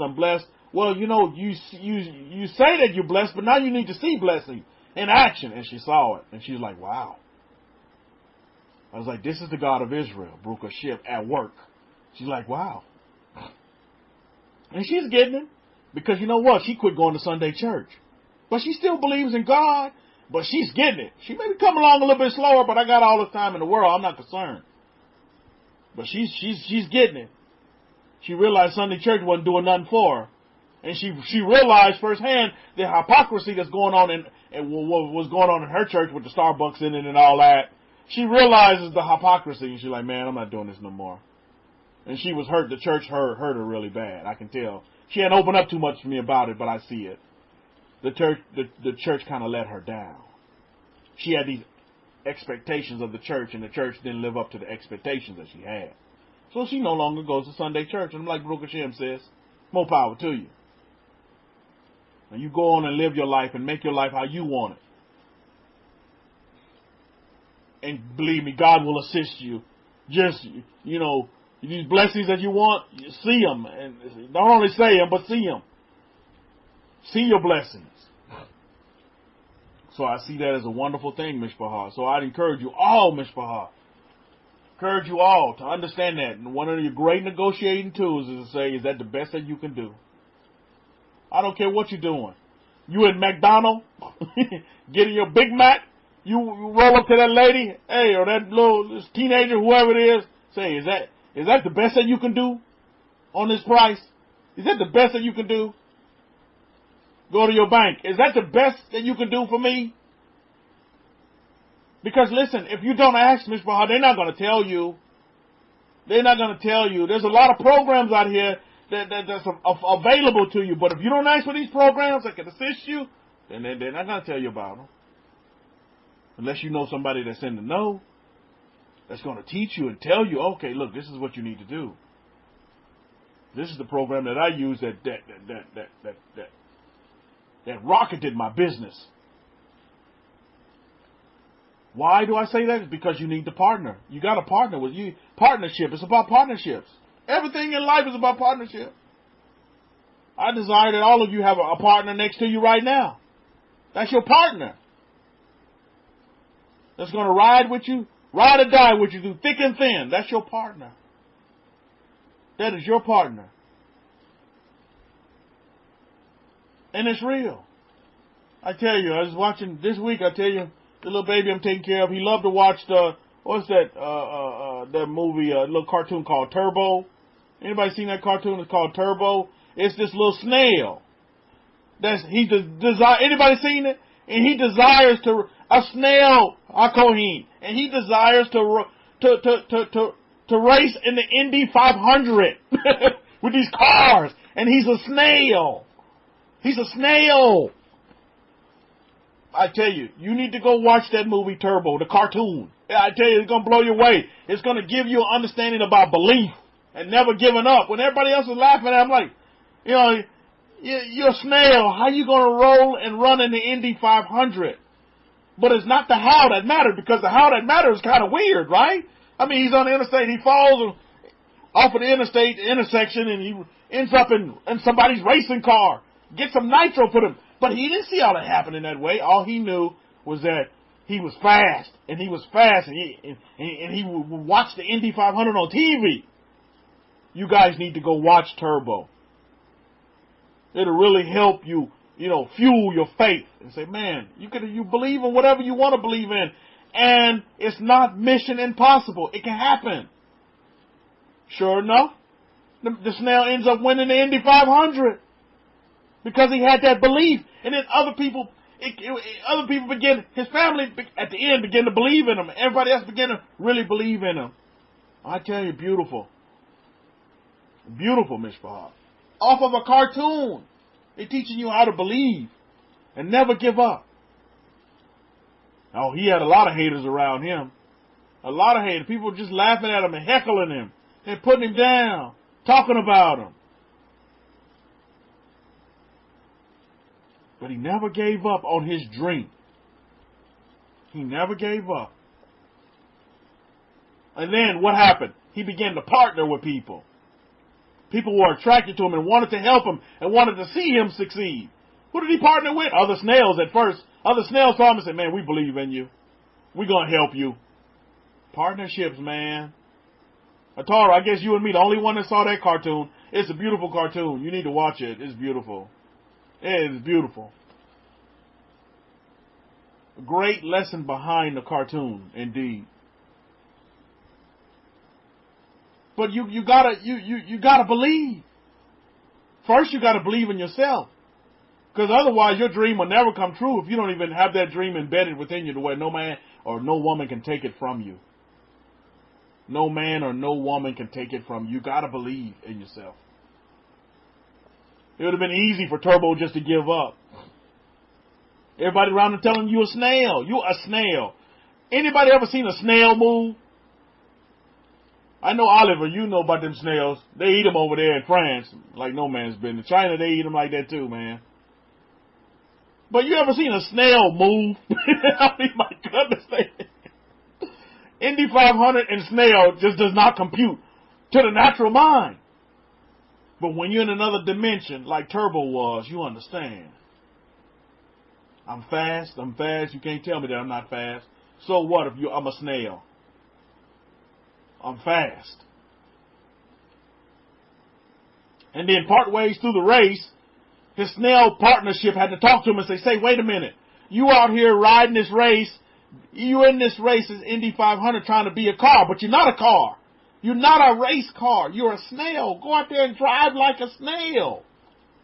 And then that's when he began to come back. His comeback began then. You're not a Gentile. You're a Jew.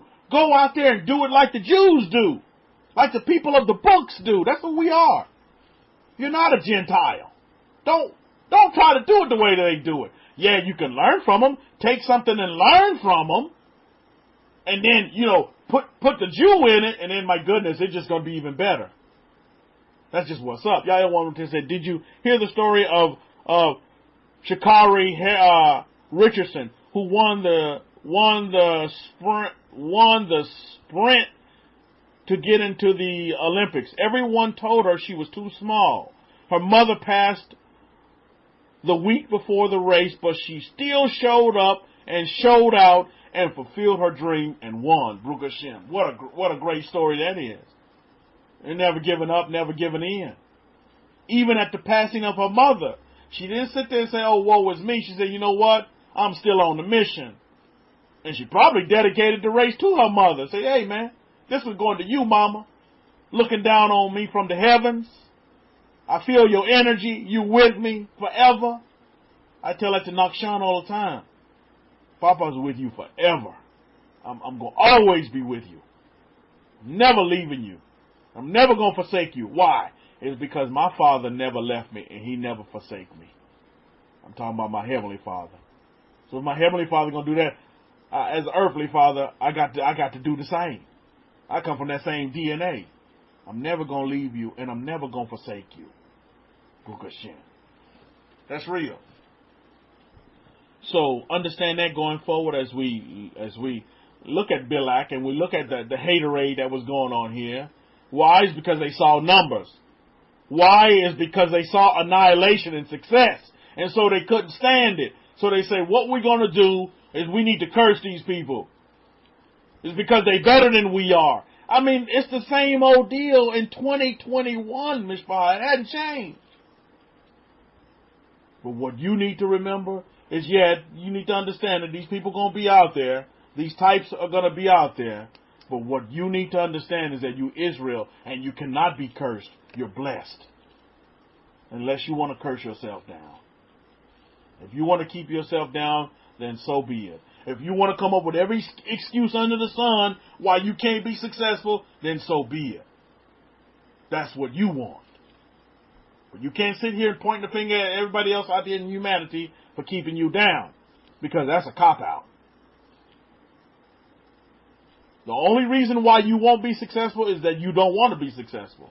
The only reason why you won't be happy is because you don't want to be happy. Well, these people don't make me happy. If you need other people to make you happy, then you have an issue with yourself because you haven't begun the process of loving yourself first. That's where it all starts. That's where it all starts. So we need to consider these things going forward and keep it moving forward. Bring our future forward by seeing it and saying it. Bringing our future now.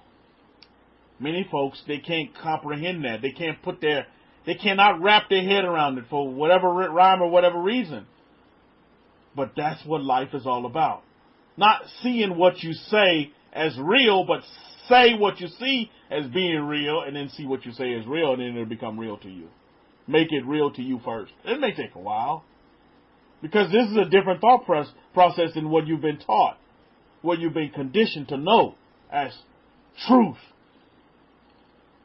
At the whole time, all this time passing, is that, the truth was just the so-called truth was just a stumbling block from you to get to what you really need to know in a relationship, and actually know yourself first.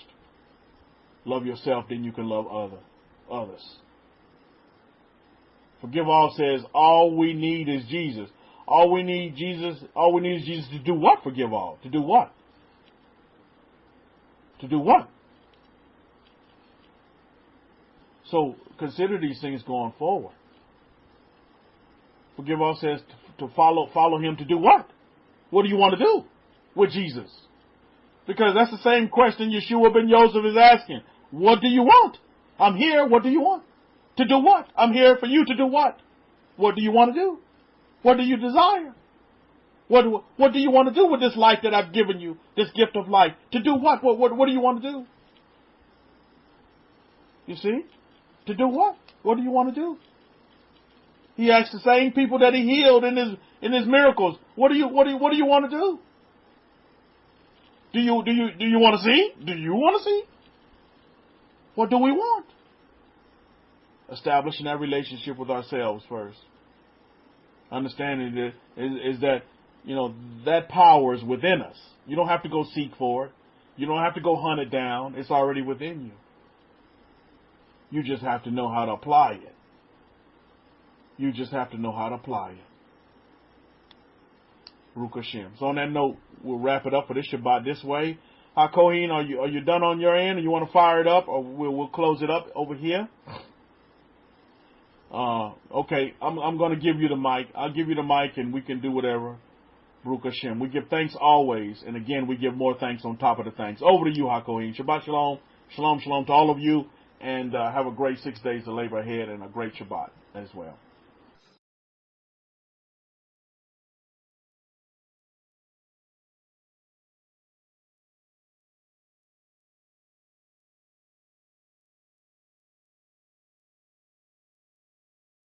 If you wish to support our work, you can go to www.forever-israel.com or www.abrahamic-faith.info, and there is a donate now icon for PayPal, and you can send in a donation of your choice from that particular address. You can also use Cash App, and you can use PayPal directly, and you can send a donation to Shimon63, SHIMOUN63 at yahoo.com, or you can send a donation to $SIMALT with the Cash App.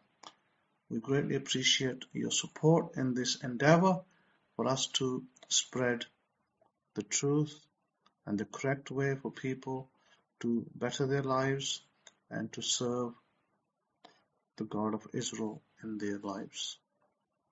Thank you, and may you be blessed forever. Amen. Amen.